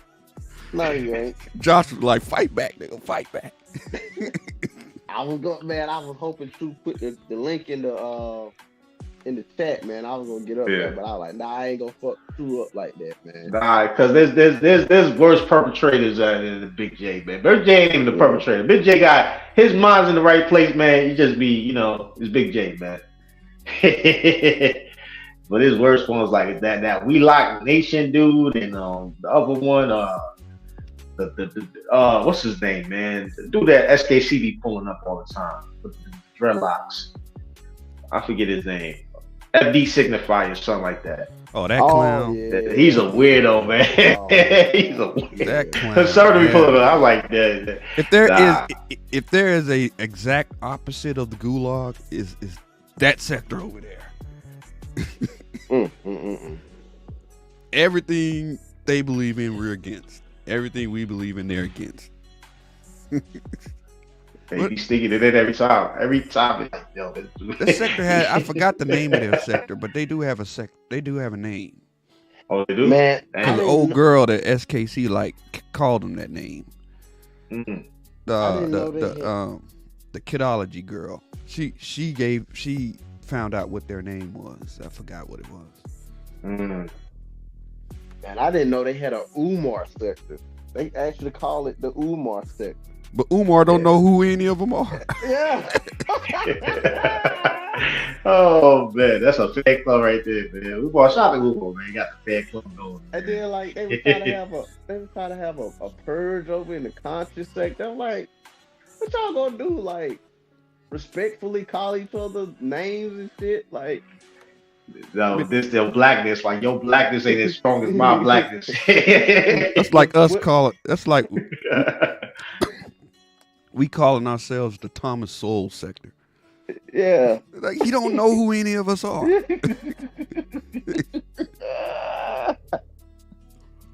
Hey, I can imagine that purge, man. Like respectfully, my brother. But I can see. So you gonna hate on me on my purge? This ain't your purge, brother. Go back over to your purge. Your purge. Hold it real quick. We got a queen. We got a queen in here. She want a purge. Y'all shut up and let the queen speak. Oh snap! Holding this rotary phone up to a siren. He put it upside. He just turned it on side like, yo, there go the ambulance. Hey, but yo, H. Tourism's interview with NOC will be fine. That could be a Cat Williams type interview right there, man. You can see it like, yo, it'd be free to say a lot of names, man. You know that Shannon Sharp interview is last night. It's 2 days old. 18 million views. Yeah, 2 days. It's probably well over 20 now. Yeah, Shannon B said that earlier. Like you just said, man. Like it's over 20. It's over 20 mil. That's why he did it. You want to know why he did it? Why Cat did it? That's why. People want to hear that. Yep, that's a new wave. That's the wave. Then after this, it's gonna be another Cat Williams special. It's gonna be the best on Netflix. Watch. It's gonna top Chappelle. Yeah, I think so. I could definitely see that. Who do you think would be next to be on that seat to expose some more celebrities? It can't be comedians because somebody else gotta have it. Let me see. It's got to be actor, sports. I think it's gonna be an old musician. Could be an old retired athlete name in the list of athletes who are gay. Yeah, you might be on something there. Yeah. Yo, I was Horace Grant. It's got to be somebody that see Magic Johnson too big. It's got to be somebody that you ain't heard of in a long, like Patrick Ewing or something. Yeah, well, fucking AC Green. Coaches. AC Green. AC Green was a virgin the whole time. He know everybody. Dennis Rodman, because you can't call him gay because he already confirmed that. Dennis Rodman. Dennis Rodman. That's who might do it. Dennis Rodman? Yeah. Yo, that will break the internet, though. That will break the internet. I think he'll expose Scottie Pippen and Jordan. Oh, I don't think you want to go after Jordan. That's like going after God. Hey. Shoot the king, you better not miss. This the motherfucker who met with Kim Jong-un, so, I mean, is he really afraid of anything? And he played with Shaq and Kobe, too. With that dude. He played with Shaq and Kobe, too. That's the other side. He's the only one to play with Jordan and Pippen and Shaq and Kobe. Besides, what's his name? Ron Harper. I think Ron Harper was another one. Yeah. What about Meta World Peace? We ain't heard from him in a minute. Yeesh. That would be interesting, though. That's a good one, though. That would be interesting. But I don't think he'll expose Kobe or nobody like, he Kobe, his dude. But did you hear the recent interview with Smush Parker talking about Kobe Bryant? It's been floating around. It's like he said Kobe didn't talk to him because he didn't want to talk to people that didn't improve their game. Kobe would tell you that. He was all sad and all that. They was playing the sad music like on the YouTube shorts and all that. I was like, nah. Kobe would tell you only got one time to fuck up with him. Like, you got one time to not show up to practice or get up early when he said he coming to pick you up and you don't get up. That's it. You tore your ass. Yeah, that's true. That's a good point. I don't know. The Strags went after him the day he died. I don't know. Yeah. Fuck you, man. That is true. Santa B's right. Because you can't go after somebody that's passed away. And that's one thing I don't think Cat Williams did in that interview was go after people that passed away. Yeah, like a Robin Harris or somebody. Yeah. Or what was his name? Patrice O'Neal. Yeah. Patrice O'Neal. He didn't really go in on those probably didn't have to, but like that is a bad look to go on to somebody who ain't there. You know what I mean? Yeah. But I think he wants those guys to push back because that's more views. It's like a beef. It's like a rap beef. True. This is the new rap beef. Calling somebody out, they fire back. You fire back. They fire back. This is the new hip hop beef. Yep. And he mentioned his soldiers. He got Gary Owens. He broke Gary Owens' name up. I did hear that part. It's like, yo, Gary Owens is white and didn't make it. I was like, damn. He tried to stay black too long. But that was his problem. He was in the wrong audience. He was in the wrong audience for like too long, bro. You supposed to move on. Like, you get your money and go back over to the Seinfeld audience. Yeah. Exactly. You supposed to have just did a cannonball and got out the pool. You wanted to swim around the showboat.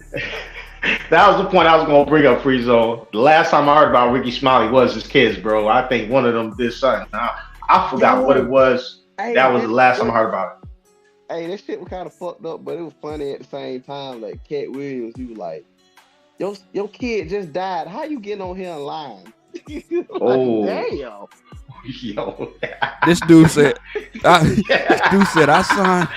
put in my contract, I'm not doing another movie with Ricky Smiley unless he in a dress. And what was the next movie? First Sunday. Was he in a dress? Oh, yes, he was. Wow. And then Shannon was like, why you put that in your contract? Because that's the most believable role he can do. Ooh. That's the only role he can do that's believable.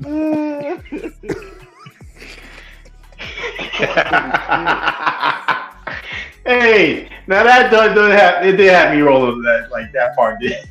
Damn. Damn, man. That's some wild shit though. But they still back in cash. He put a man in the dress. He cut hard. Put that in your contract. That's a small hat activity right there. You're like, Mr. Smiley, we really need Cat Williams, so yeah, we're gonna need you to play this role right here. Yeah. Yo, imagine that's the whole thing the whole time, man. That the reason why these dudes went because some other niggas said in the contract you got to yeah, that would be that would blow the communitized mind right there. And you know what? Ricky probably didn't even know nothing about that until they started shooting. Like, I bet, yeah. They probably brought it up like in between like shooting scenes or whatever, and they were talking. And he just overheard them. He's like, "What? Oh yeah. Cat put that in his contract. You got to be Sister Bernice Jenkins." Hey, think about this too. The chain of command it went through because he wasn't even the main star. It was Tracy Morgan and Ice Cube, right? So it had to go through them too. Yo, this is wild. I can imagine. No. I can imagine Ice Cube. Hey man, I'm down. I've seen him do it before. He can do it. So yeah. Do it. Yeah. If he'll do it, I'm down. Tracy Morgan, like, I got some stuff right here. You can buy this stuff right here. Let me show you this. 5 for 20 dresses, man. You can wear these right here, man. But the classic Cat Williams versus Wanda in Atlanta. Oh yeah. Yeah, that broccoli. Wanda tried to go after him with the oh man, talking about his hair and all funny. of that. Yeah, all over some broccoli. Hey, look up your phone and tell me what the recipe for broccoli is, and tell me, does it say add water? Yo, had a dude ready to crash out for some broccoli. I was like, no. I forgot about that. That's why I said today is like, back then was really wild. Even a few years ago. Some wild stuff just a few years ago. Before Corona. Beastie. Can you burn broccoli?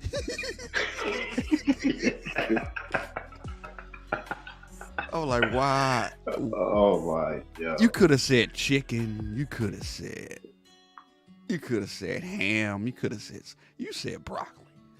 You just handed him the joke. Yeah. Yeah. Unitar, boy. Unitar. Yeah, 2024 gonna be interesting, man. This joint's already out.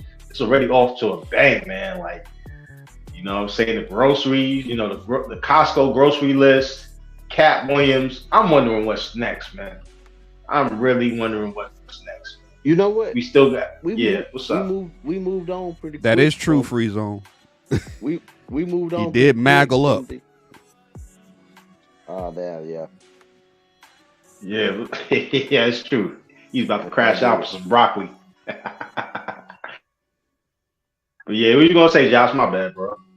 Oh no, I was gonna say we moved on quick from the last exposed interview was the Will Smith thing.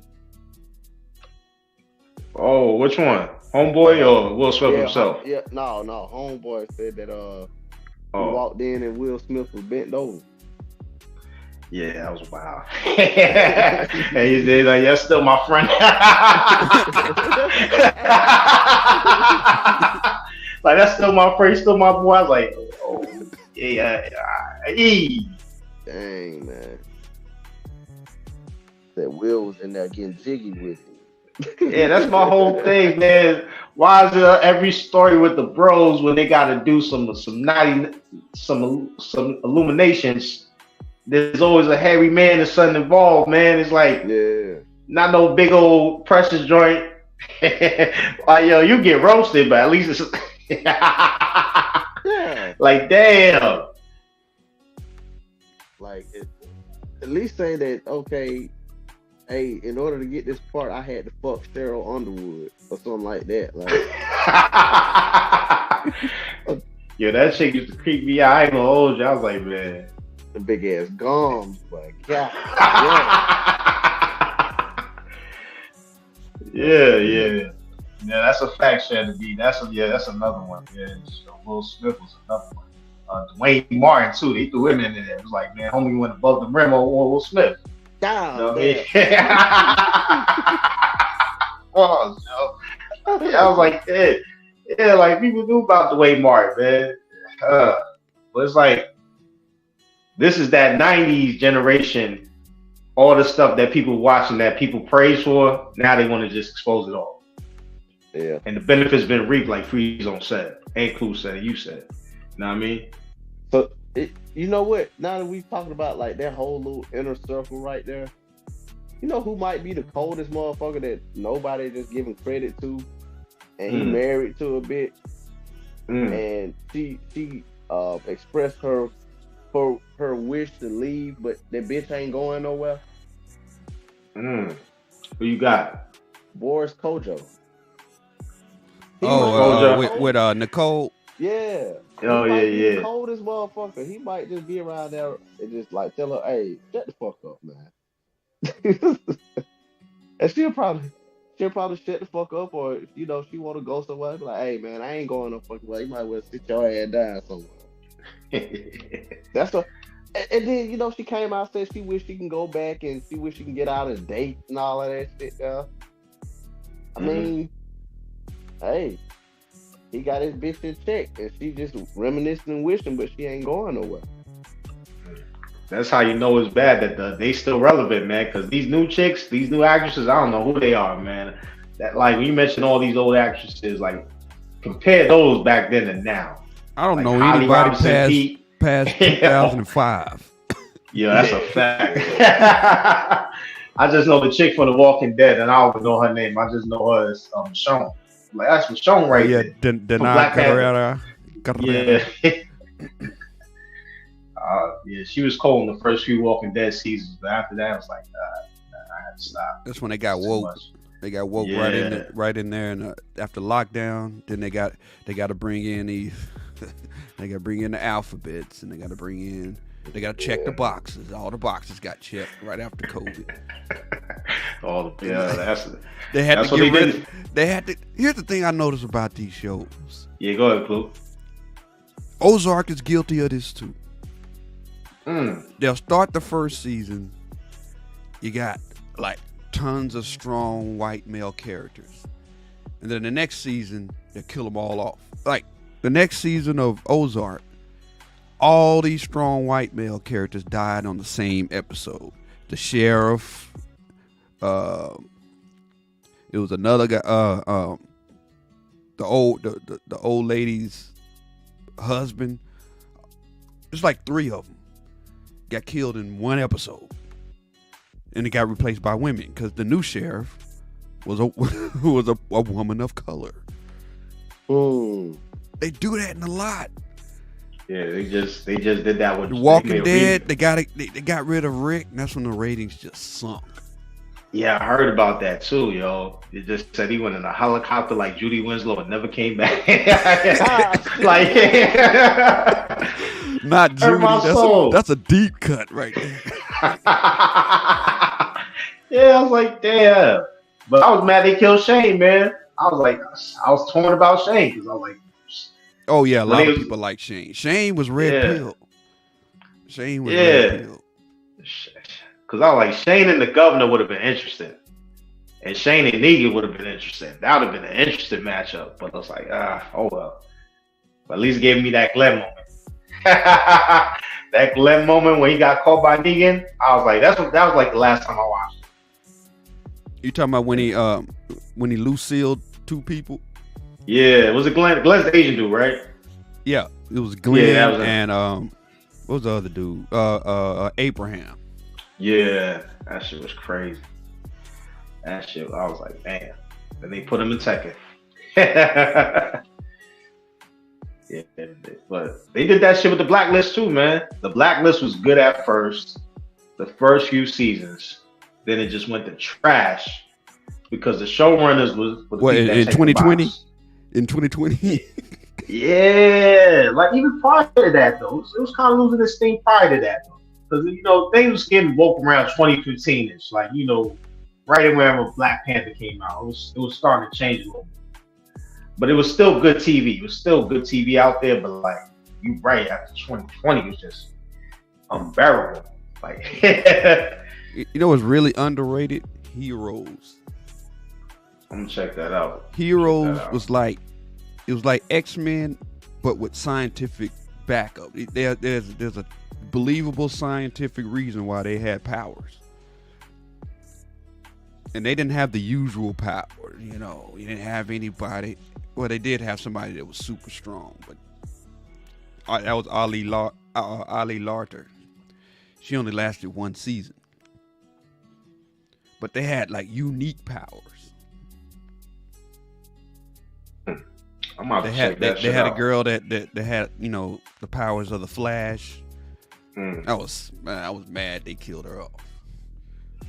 Yeah, there's a lot of good shows out. Like Prime got a lot of good shows. I watched Invincible, The Boys, but I think The Boys got woke too. That was a good one too. But like you right, man. These shows like eesh. So all that's left is to expose people in Hollywood now. Ain't nothing else to watch, man. For real, unless you watch Korean movies and TV shows. They ain't with the woke stuff. Yeah, I'm gonna check that out. In Squid Game, women and people of color were not safe. They can get these bullets too. Yeah, that's what I like to see. These good storylines, man. I like good storylines. The woke stuff takes away from the story, man. It's just throw them in here for no reason. Like they just randomly here, man. Like you ever heard of the show Justified on FX? No. Okay, so it was like a cop show based in Kentucky, and then he had a black female officer that was his assistant, but they never messed with each other. They redid the series and made a new version of it. So he's in Detroit now. Now all of a sudden he's with a black chick. Like he's in the hood now. But he's really a dude that was just in Kentucky, in the countryside, like a country officer, like a sheriff or something like that. And they just changed the whole story of the master mode. I had to turn it off, man. I was like, damn. Just like if they remade Sons of Anarchy, I probably couldn't watch it no more. Yeah, they need to stop with these remakes, man. I know why they're doing it. They're trying to rewrite history. Because what's going to happen is a couple of years down the road, a couple of years from now, if you don't have the DVD, you're not going to be able to find the original. Like that new Color Purple will be the Color Purple, even though the original was a piece of crap. What else? Coming to America 2, that will be Coming to America. If you don't have the DVD or the VHS, you won't know. Yeah, that's why they digitize everything so they can take it away whenever, as Trey called them, the lizards, whenever they give the command, erase all the old stuff. The original 3 Star Wars, they're gonna be gone. They're gonna be considered, bigoted. Those are bigoted movies. We got to get rid of them. Do the right thing. Ray is going to be officially the Jedi. That's your Jedi. That is a good point, man. That's a good point, man. Yeah, they did a lot of remakes, and it's kind of like that. Because I mean, Fantasia 2000 versus the original Fantasia. I wonder how that goes. Because like those are two. I mean, it's basically the same movie, but it's like one was up. You talking about the Disney? Mickey Mouse? Yeah, the Disney one. Yeah, Mickey Mouse. Yeah, I like the original. Yeah, and they make you forget the original. They had a whole bunch of good composers. Yeah. Oh yeah, that's a fact. I love it. I love that soundtrack, man. And you know what's crazy, man? Like Disney was built on Mickey Mouse. Now you wouldn't know it. And now his intellectual properties now in the public domain or something like that. It is. So Mickey is 100 years old. Yeah, he's 100 years old. Yeah. Did anybody buy Winnie the Pooh? I don't know. I heard somebody try to make some bad remakes of Winnie the Pooh, but I don't know if they bought the. I don't know if they bought the intellectual property. Not sure. So Disney just can't buy it back, or is that against some kind of patent law? That I do not know. But I think people are free to use Mickey Mouse. I guess the original one, not the new version, the black and white one, without the big eyes and all that. They can use that for like, I guess, artwork, or like if you're getting a cake or something, you know, you can get a T-shirt with the original Mickey T-shirt. Mouse. Yep. Do all that. Yep. So I heard somebody bought it. Was it Tyco? I'm about to check I that gotta out. look that up. Somebody was thinking about buying it.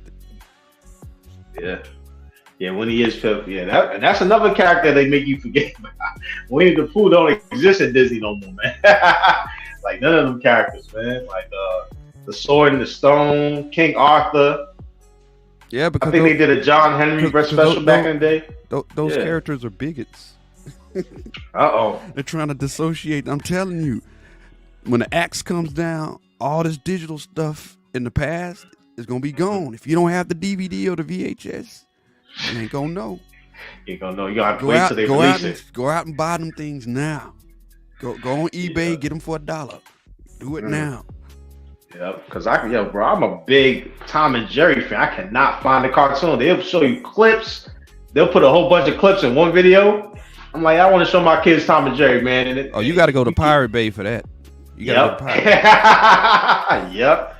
You want like full box sets and stuff? You got to go to Pirate Bay. Yeah. Yep. That's unfortunate, man. But you're right. They're taking a lot of stuff away. They're keeping certain stuff, but they're going to get those stuff out of there too. Just clips, yep. Let's see what's on there, bro. Original Star Wars, original Star Trek, gone. Oh, yeah. What up, Josh? Hey, shit, man. I had a phone call, man. No, you good, bro. You good. But yeah. Now, we just talking about the elites call you, told you stop talking about what we doing here. Knock that shit off. What do you mean by grocery list, man? What do you mean? I'm like, what do you mean? Can't go shopping. It's Saturday. It's Saturday. Hey, what do you mean? That was Boris Kojo. He said, "Hey, man, don't be telling the motherfucker my game, man." You know what's right now? You know what's crazy? Wasn't he on that show with Nelly and what's the other Kevin Hart and those? Yeah. Oh, he's the last one standing. Yeah. Damn. Yeah. Yeah. Wow. You see, you don't see much like no pictures of him hanging with them or nothing like that. He just got out the way. Yeah. Who y'all talking about? Boris? Yeah, Boris. Because I think he was on the show with what was it, Robin Thicke, Kevin Hart, Nick Cannon, Nelly's. It was a whole bunch of dudes. I forgot what they called it back in the day. All them doing all them making goofy moves as far as like relationships and life and shit, except him. He the only one just laid back, just doing his thing. Got his Robin Thicke, man. It's just that Marvin Gaye. That Marvin Gaye lawsuit just took all the steam out of Robin Thicke, man. I really like Robin Thicke too, man. I ain't gonna hold you. Robin Thicke, I like him as an artist, bro. Dad and his daddy down. Yeah, they just yeah. Man, that's Alan right made there. all those themes from them '70s shows. Oh, he did?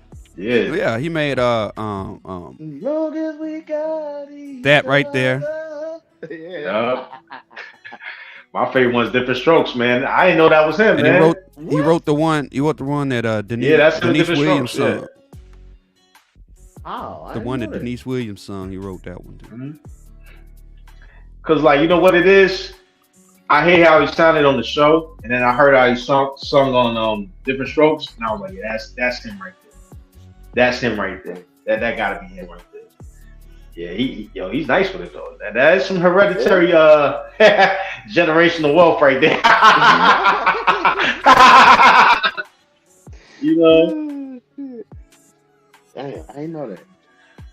Yeah, Robin Thicke. That was a big part of my childhood. Growing Pains and Alf, man. Yeah. Alf was funny. Alf was funny, man. Alf was the shit. My 6-year-old loved Alf, man. I showed him them old episodes of Alf. Yeah. He started eating. I- Somebody put a plate of food. He started eating real fast, and Yeah. somebody said, "He's not gonna eat. Geez, you're not gonna even say grace." And then he stopped, said grace, and then he kept eating. I remember that. I was glad they never remade it. If they did, I'm glad I don't know about it.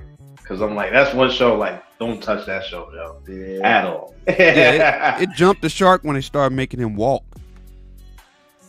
Yeah. That is Turn him true. from That a is true. puppet to like a midget in a suit. Yeah, because he saw that whole craze of like puppet live action shows like dinosaurs. I know, that's the 90s, the dinosaurs. Fraggle Rock. Fraggle Rock. What's the other one? The kid, Cousin Skeeter. Yeah. All those shows, man. But yeah. I think looking good. I think, yeah, but Josh, man, Gen X is getting their stuff off. They exposing each other. Gen X celebs is exposing each other. I noticed that. I know when the millennials get our turn, bro, it's gonna be wild. It's gonna be wild. You're gonna hear stories about like Rihanna, Chris Brown.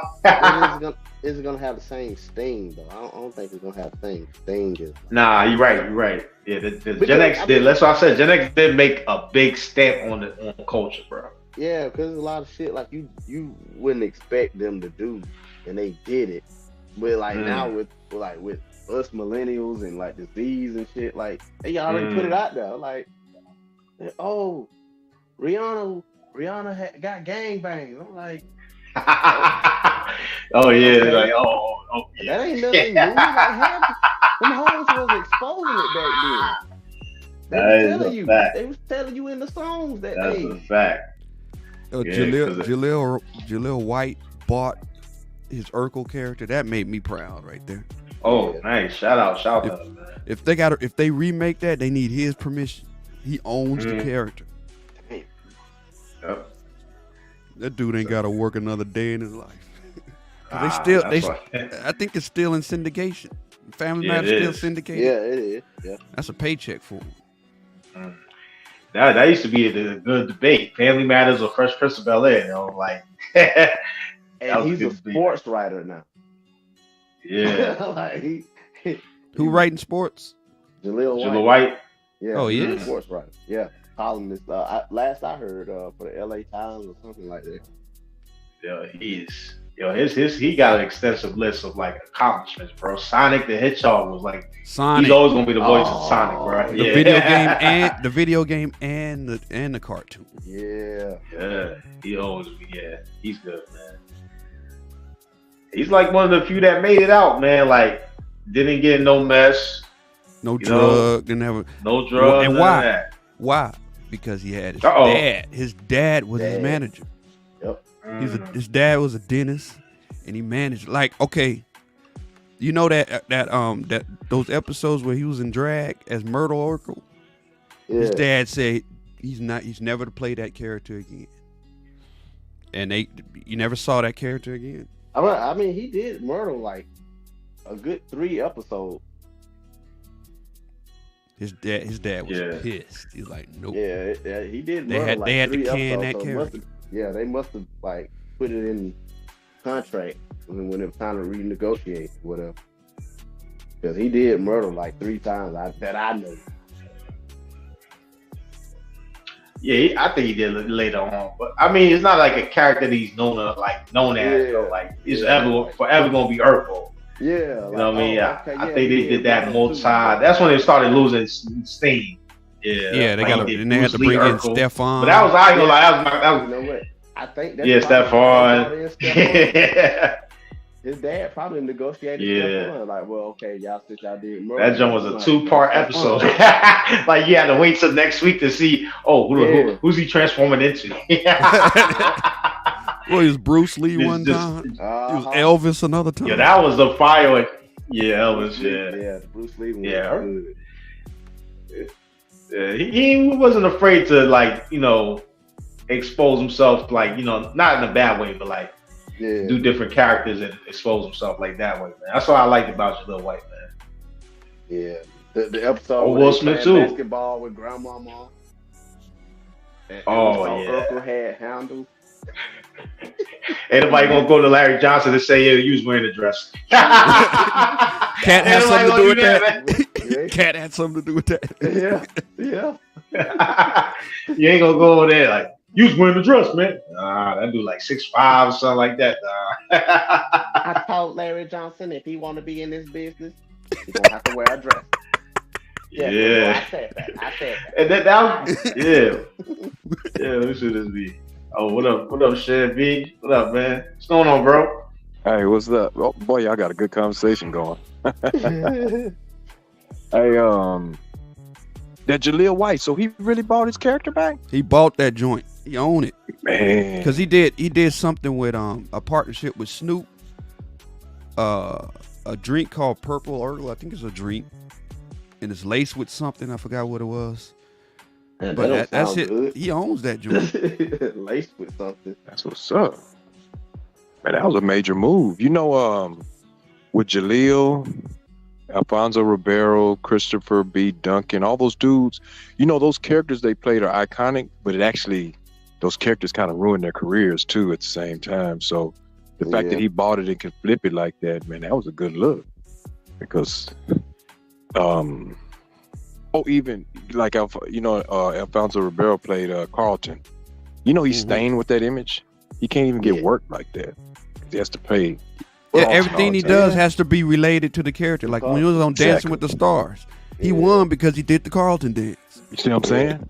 And he plays a lot of golf. He plays a lot of golf, and like when he does this celebrity tournaments and shit, he'll make a good shot or a birdie putt, and he does the Carlton dance.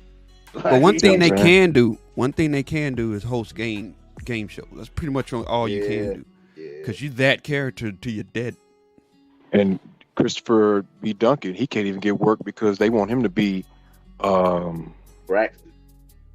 What's his name? Braxton. Everything he does. And this dude has range. Jim He's Braxton, actually a real actor. And that's cold. He was on an episode of Family Matters. Yeah. He was mentor to Eddie. Oh, that's right. Will the Thrill Morgan. That was, wow. Oh, the basketball dude. That was him? That was him. Oh, I didn't know that was him. Okay. That was him. Yeah, he's like, I work at the grocery store. Yeah. All right. And I don't know if y'all know, but it was Carlton that suggested Will character be named Will. And then Will said, why I gotta be Will? And Carlton said, because that's what they're gonna call you for the rest of your life. Wow. He knew it. He knew it as a kid that this was gonna happen. Yep. Man, that's crazy. Yep. A lot of people don't know that Alfonso was like in a breakdance in a commercial as a kid. Yeah, that's how he got his start. He was a teen. Yeah. So so he was a teen, not a teen. He was a baby celebrity. He was in the community. I still remember his Michael Jackson. Yep. His Michael Jackson Pepsi video that he did. So I vaguely remember that. He was in the community and y'all shamed him out of it. And now y'all want to shame him because y'all shamed him out of it. Yeah. He was the first SYSBM. Yeah, he was. Yeah. He went and found the whitest white woman you could find on planet Earth. And now they mad.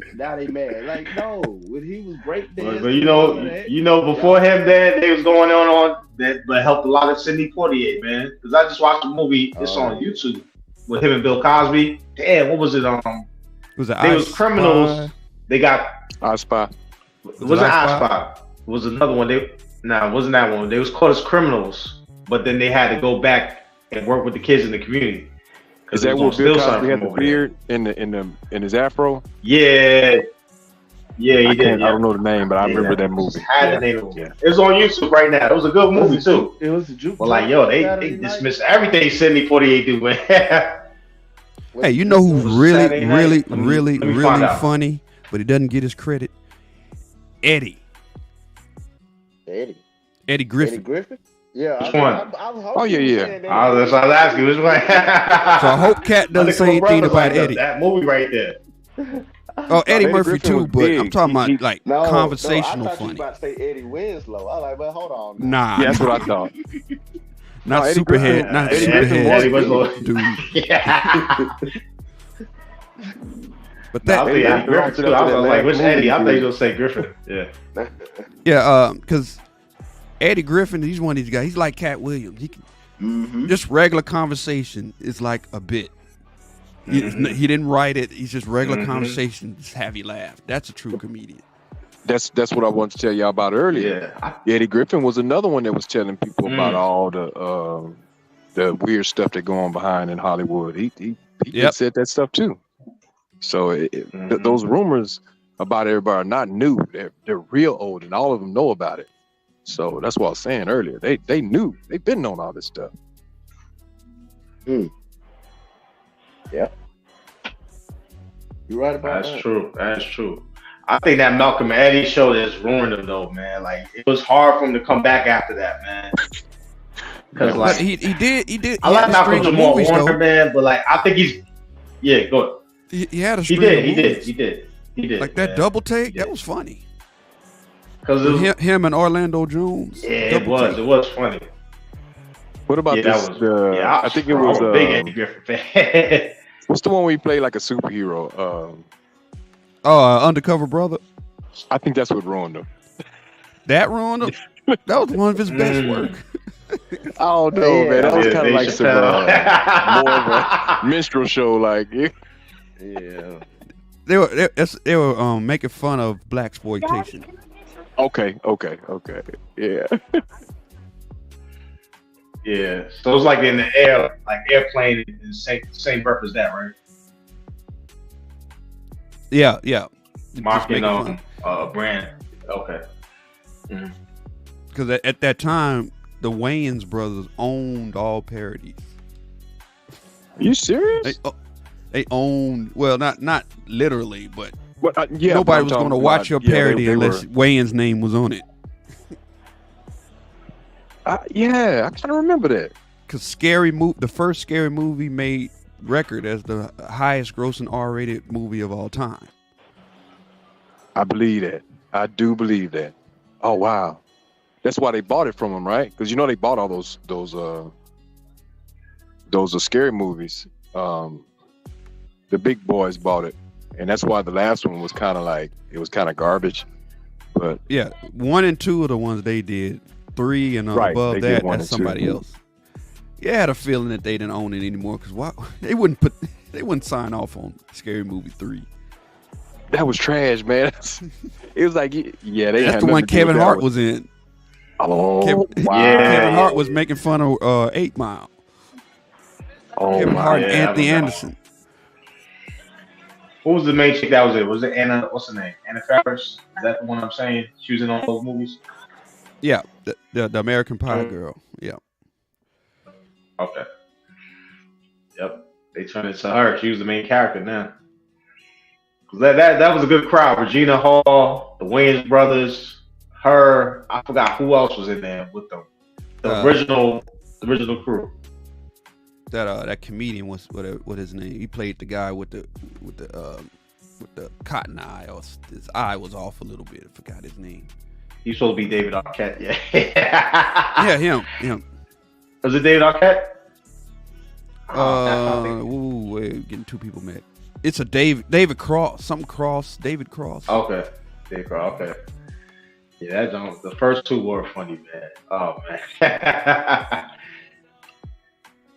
that was probably a GOAT time in history, man.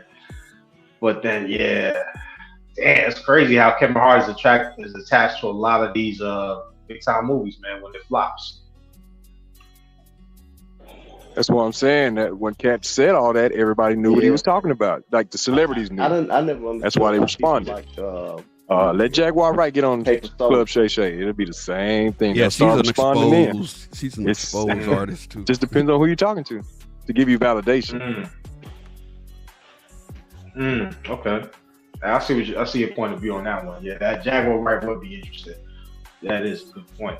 Hey, cool, my bad. I interrupted you. You was gonna say something. My bad. Oh, I forgot. Okay. I was probably talking about a scary movie. Yeah. Yeah, that's my son too. But yeah, Jaguar Wright going there, that would be interesting, man. bro, that would be a game changer, right? Oh man. Well, we'll see. We'll see, man. We'll see, man. He ain't gonna But, do yo, it. let me Though. get. It'll stain him. Yeah, it will. It will. It will. Because that's too high up the ladder. Like comedians is a low ladder. So like musicians is up there. Yeah, you're right. I can see that. Yeah, because I think she was talking about actual people that's kind of. Cat Williams going at other comedians. Don't nobody care about them. But Jaguar Wright was talking about a lot of stuff that kind of could branch off into a big ordeal. So nah, they're gonna keep her at crazy status. You know who the newest exposed artist is? Kanye. Kanye West. Kanye exposed people with the power. See, You know what's interesting about Kanye? He was first. See, everybody's going to give credit to October 7th, the war. Now it's comfortable to give your critique of the hats, but he did it before October 7th. Before it was popular. Now, what were you saying? So you know what's interesting about Kanye?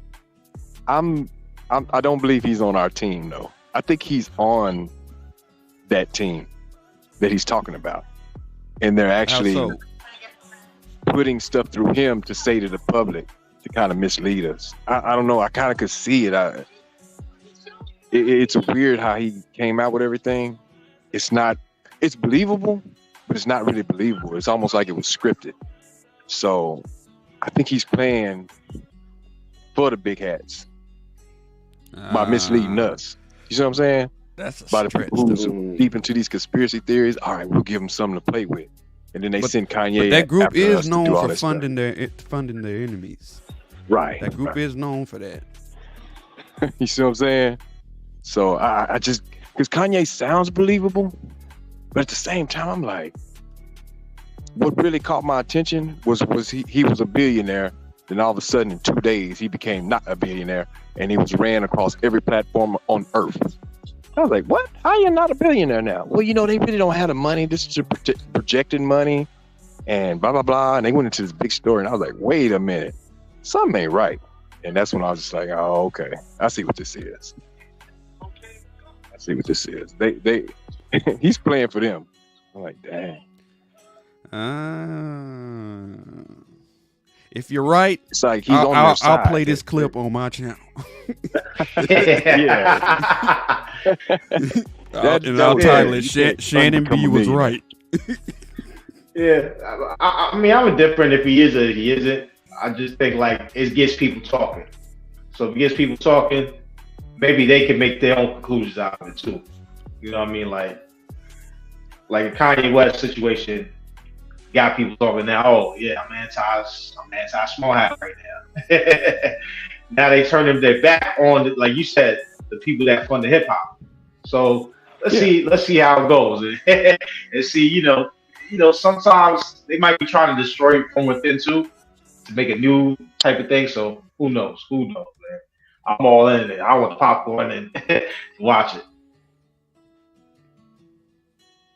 Yeah, that's a good point though. You black bet. community too. We had a lot of people weren't with Kanye when he was doing all that. A lot of people was against him. You know what I'm saying? So no, it comes together. Yeah, grab the whole thing. Why do you think that? Let me ask you that. Let me ask you that question. Why do you think that? I don't know. You just got this whole thing about money. Like, oh man, I'm finna go in. Black people talk all this hoorah about this money deal, like, oh, money this, money that. We trying to get to the bag, blah, blah, blah, this, and that. But they really not really trying to get to the bag. It's more on this, like an acceptance type deal. It's kind of like black people strive to be the biggest pit bull to the master. You see what I'm saying? It's like being a Frenchie or I don't know. It's hard for me to explain. I can't articulate it like I want, but it's like we're trying to be the biggest pit bull up under the master. And so we go in. When they get the bread, they always try to stun on niggas instead of like just make the bread and make it work, like make more money. But just us though. They don't really try to. They don't want it. Like it ain't about the money. Gotcha. It's what I'm trying to say. Like, say for instance, rap music. Okay, there's enough. Oh, this is the best example I can use. Say for instance, sports. You have people like LeBron James that scream community this and community that and racism and all that. He's rich enough to change black people as a race forever. So is Oprah Winfrey. So is Bill Cosby. They are, but they don't. They just kind of like make these. Because they're making money off of the BS. You see what I'm saying? Like y'all got enough money to. Matter of fact, LeBron James is so rich. He could build apartment complexes, houses, and become an ultra billionaire to the end of earth just by selling his own black people houses. Like, hey, make housing affordable for just us. And then we all can go get a loan from LeBron James's real estate firm. He could do that across America with the money he has and will become a mega billionaire. But he's not. He's just like, oh, well, stop police brutality. Like, man, shut up. You ain't even, you know what I'm saying? Like, you ain't even. Because that's you know what I'm saying? That allows you to do all the other stuff. Oh my God. You can't make movies and stuff like that if you're talking like us. Wow. You barely have a basketball career. But also the fans that believe that when he says this, they don't know, okay, he can't buy those buildings. Let's say he does buy those buildings. Now you gotta work with the government, get grants and get, know how to work a water well, different materials, hire a good team. Like so he's gonna put all his investment in the people he doesn't know. That's the part that they always gets me with the community ties. Like, y'all willing to help people you don't know personally more than the people you do know. That's the wild part right there. Like, you expect him not to look out for people like his family and his close associates. Yeah, it's just words, you know what I'm saying? But people believe him. Because, like, they're hoping somebody saves them. But they're not going to help their own family member that's messed up right now. Hey, I'll be right back. The whole family member's sprung out right now. Yeah, my bad. Yeah, I'll be right back. But they like this. Oh, you got it, cool. But like they you see, you know what I'm saying, Shannon? Yeah. I get that. It's like people are expecting a celebrity to save them instead of like, saving themselves, saving their family. You know what I mean? Like, and then the people that are actually like you said. I remember you made a good point about this in terms of the culture, man. Like, there's another part of that culture that's celebrity worship and waiting for them to be their Messiah. Yeah. Well, it's all right to look up to celebrities, but we take it to another level though. Like, we take it to a kind of an unreal level. Like, we want one person to save everybody. Like, man, you can just work on your own family and just do it like that. We have a weird belief that, like, here's one of the weird beliefs we have.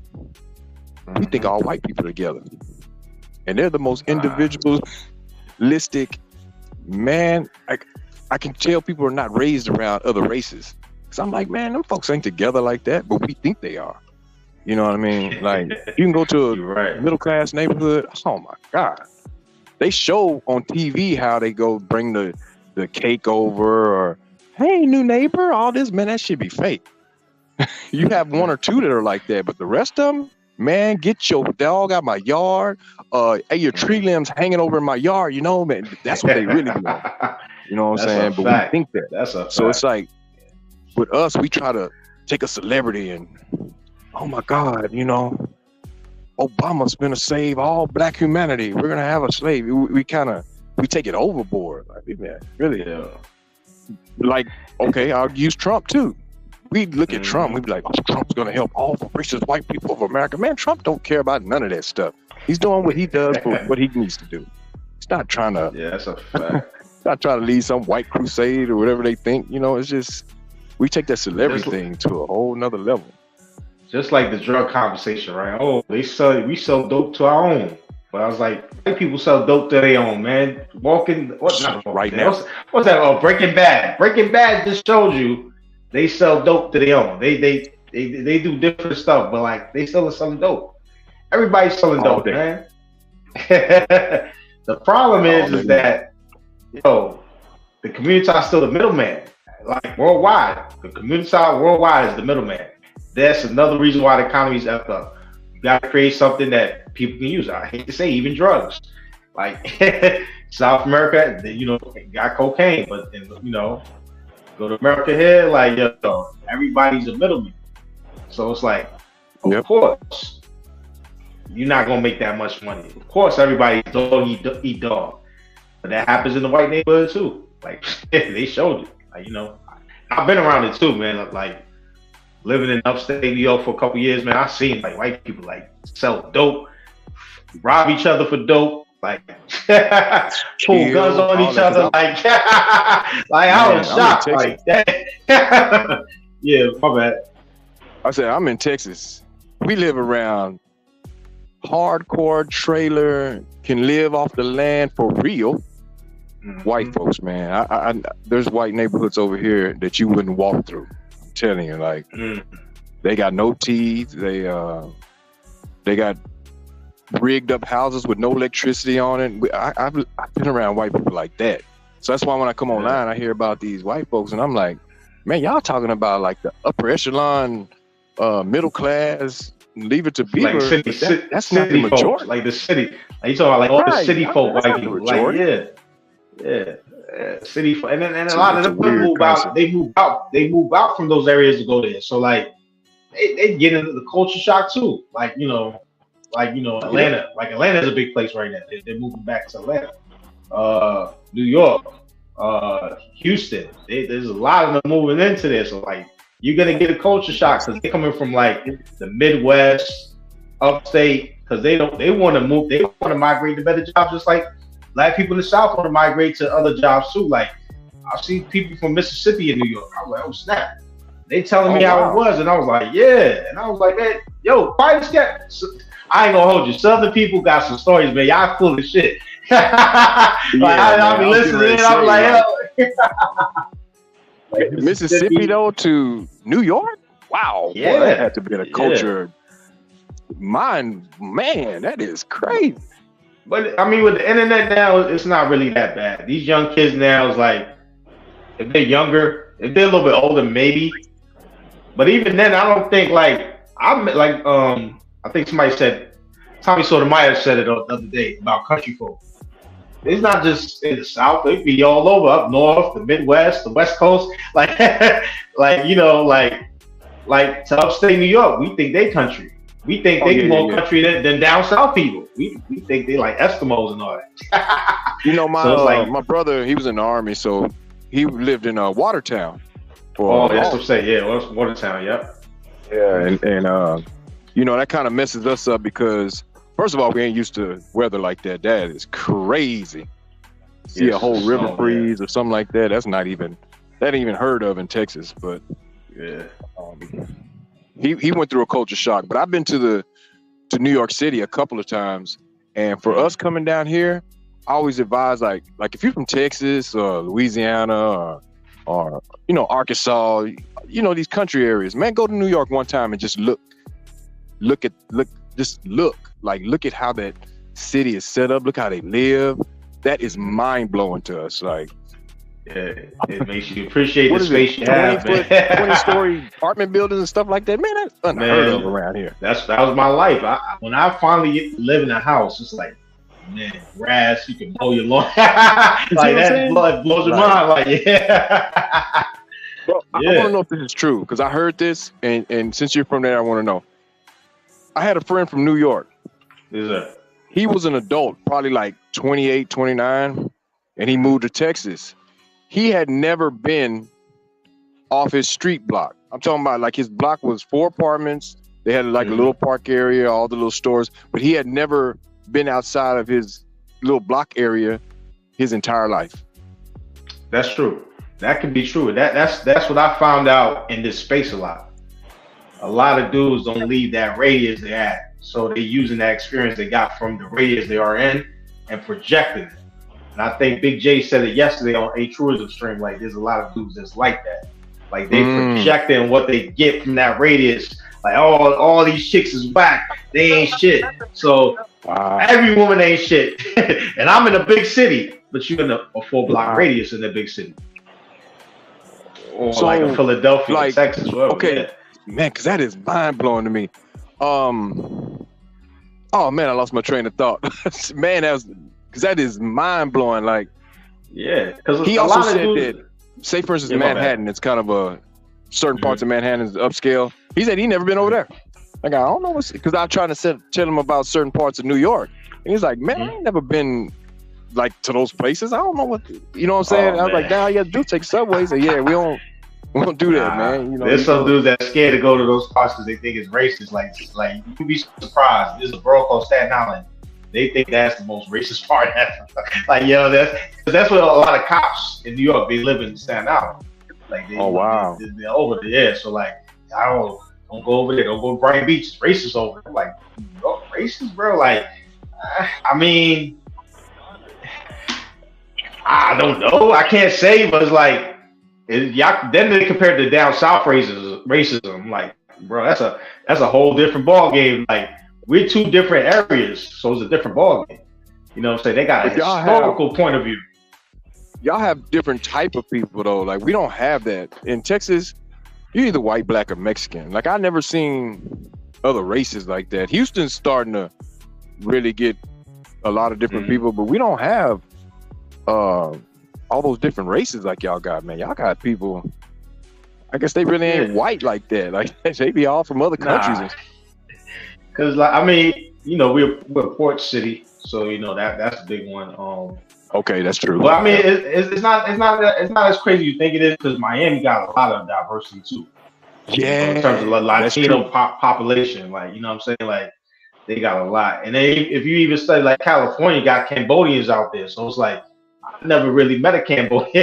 It was like, you know, I used to hear the jokes about Cambodian milk, but I never met a Cambodian before. So I'm like, I don't even know what a Cambodian is. I think it was Dave Chappelle made that joke. Go give me some Cambodian milk for when you playing. I remember that. Dave Chappelle. Yeah, I was like, damn, like, you got Cambodia. Like, yeah, but that's how vast the United States is. You know what I'm saying? That's why when dudes talk about passports, I'm like, yeah, do it.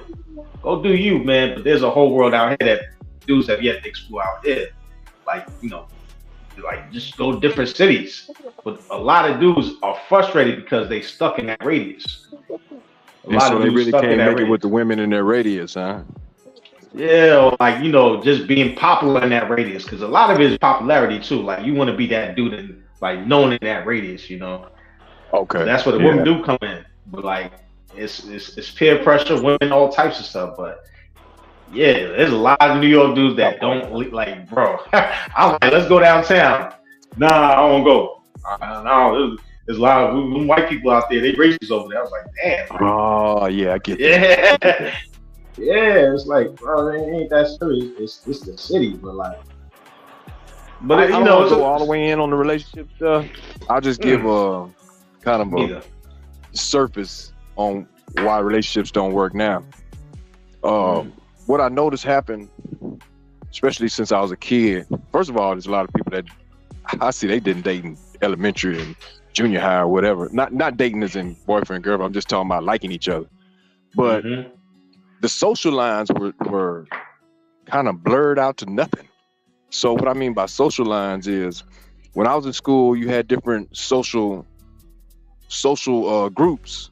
So you had, like, football players, you had the athletes, you had the band students, you had the goth kids, you had the nerd kids, and everybody was kind of in their own social group. So if you was a little nerd, then you dated the nerd girls that were in your group. Or if you was an athlete, you usually dated cheerleaders or other athletes. Or if you was a band kid, you dated band kids, you know, other band girls or stuff like that. You see what I'm saying? But what happened was, when this internet came, it tore down the lines. And now you see the football athlete, not only is he smashing the cheerleaders and the other athletes, but he'll go down and smash the goth girl. He'll go down and smash the band girl. He'll go down and smash, you see what I'm saying? Now he's jumping over because he can do that. But now the little band kid, he boxing him out the out the way because now the little band geek is looking to smash an athlete. And it's like, dude, he was just coming down there to smash. Well, you're the only girl I can talk to. So now you have the little band geek. Now he want to smash the cheerleader. Well, I should be able to do that. Dude, that's not even your social group. You can't do that. Well, yes, I can. I'm the #1 saxophone player.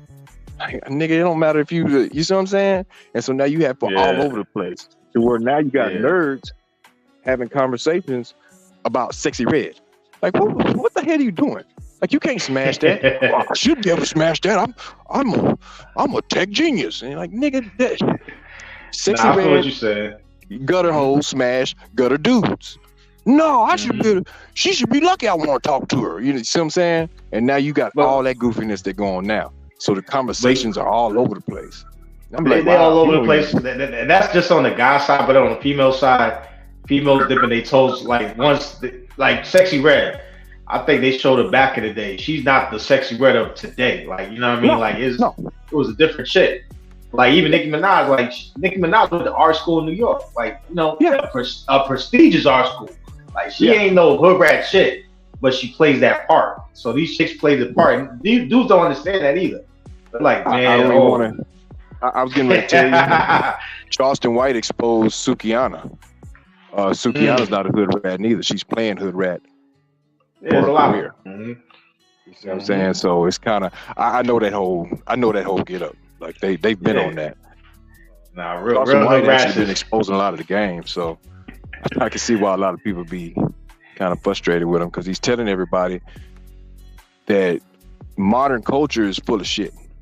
We're all like on this moral high ground, not moral goofiness. You see what I'm saying? Like people are trying to be self-righteous, but they're really not. They're really scumbags. And then they go on the internet and be like, well, I'm this outstanding citizen. No, you're not.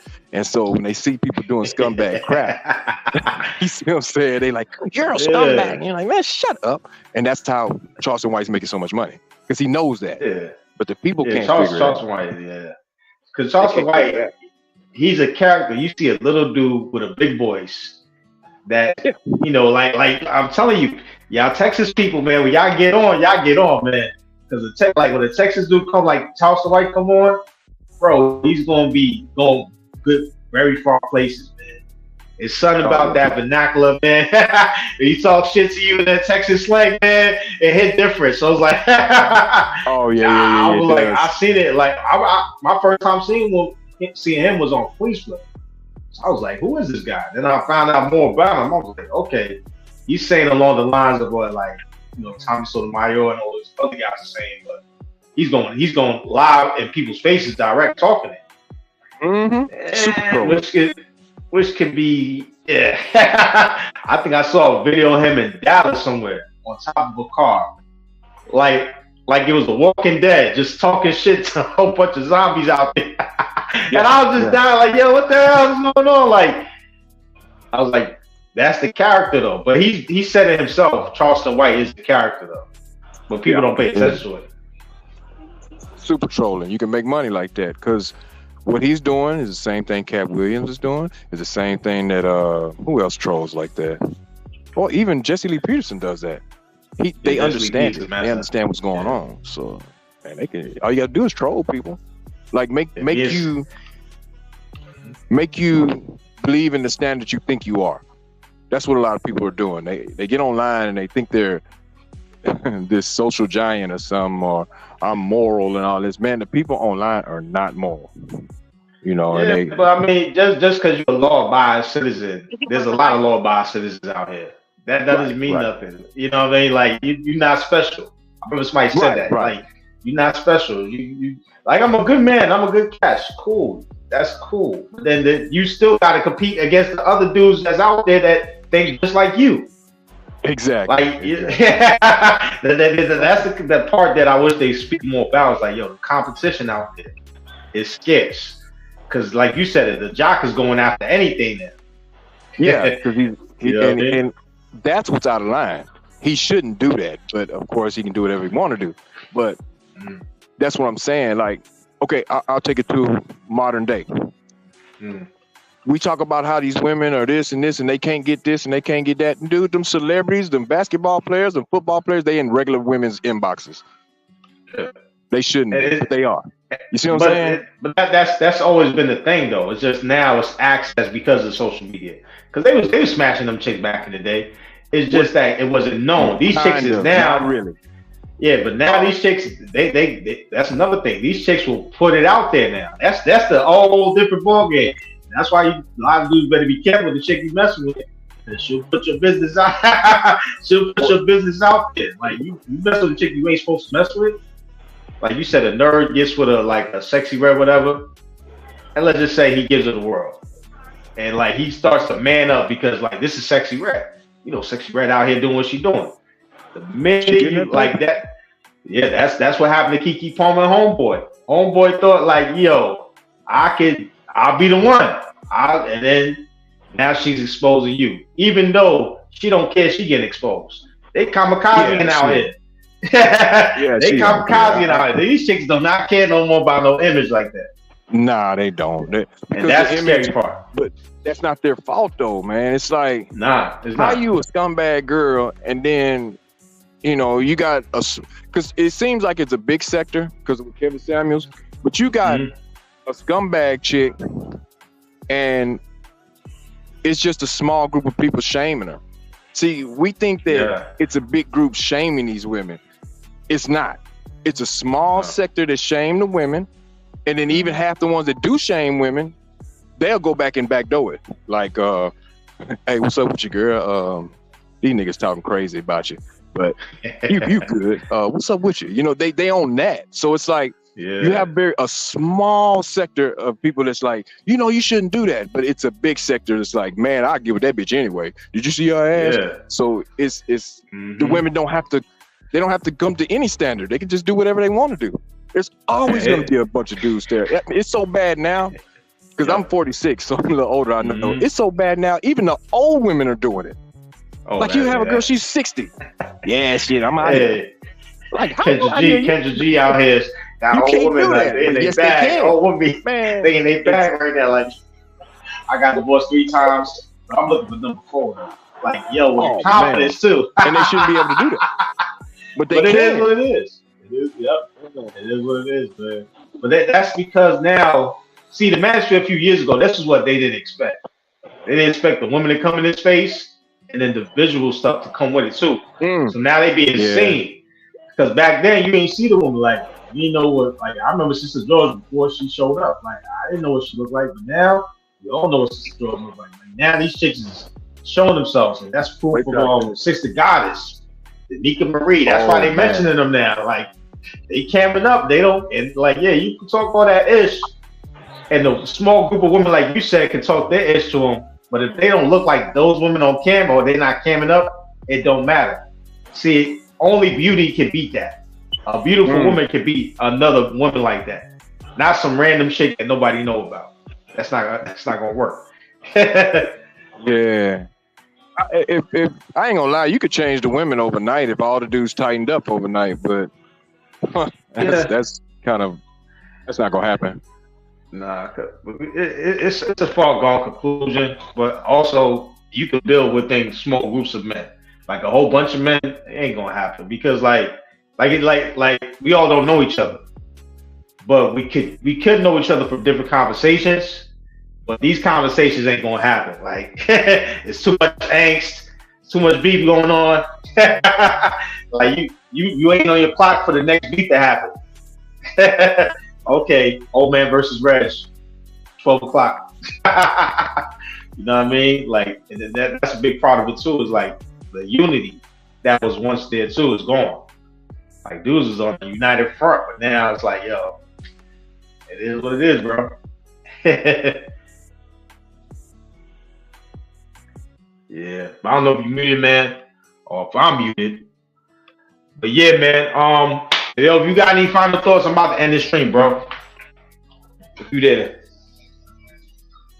All right. Well, I think Shannon B might be busy, but hey, I'm gonna end the stream, y'all. 2 hours and 30. I appreciate everybody that came on today. Shout out to Freeze on Lou, Shannon B in the building. And Josh Johnson there, had Clue, Deacon David in the chat. We had Trey in there. We had a whole bunch of people today, man.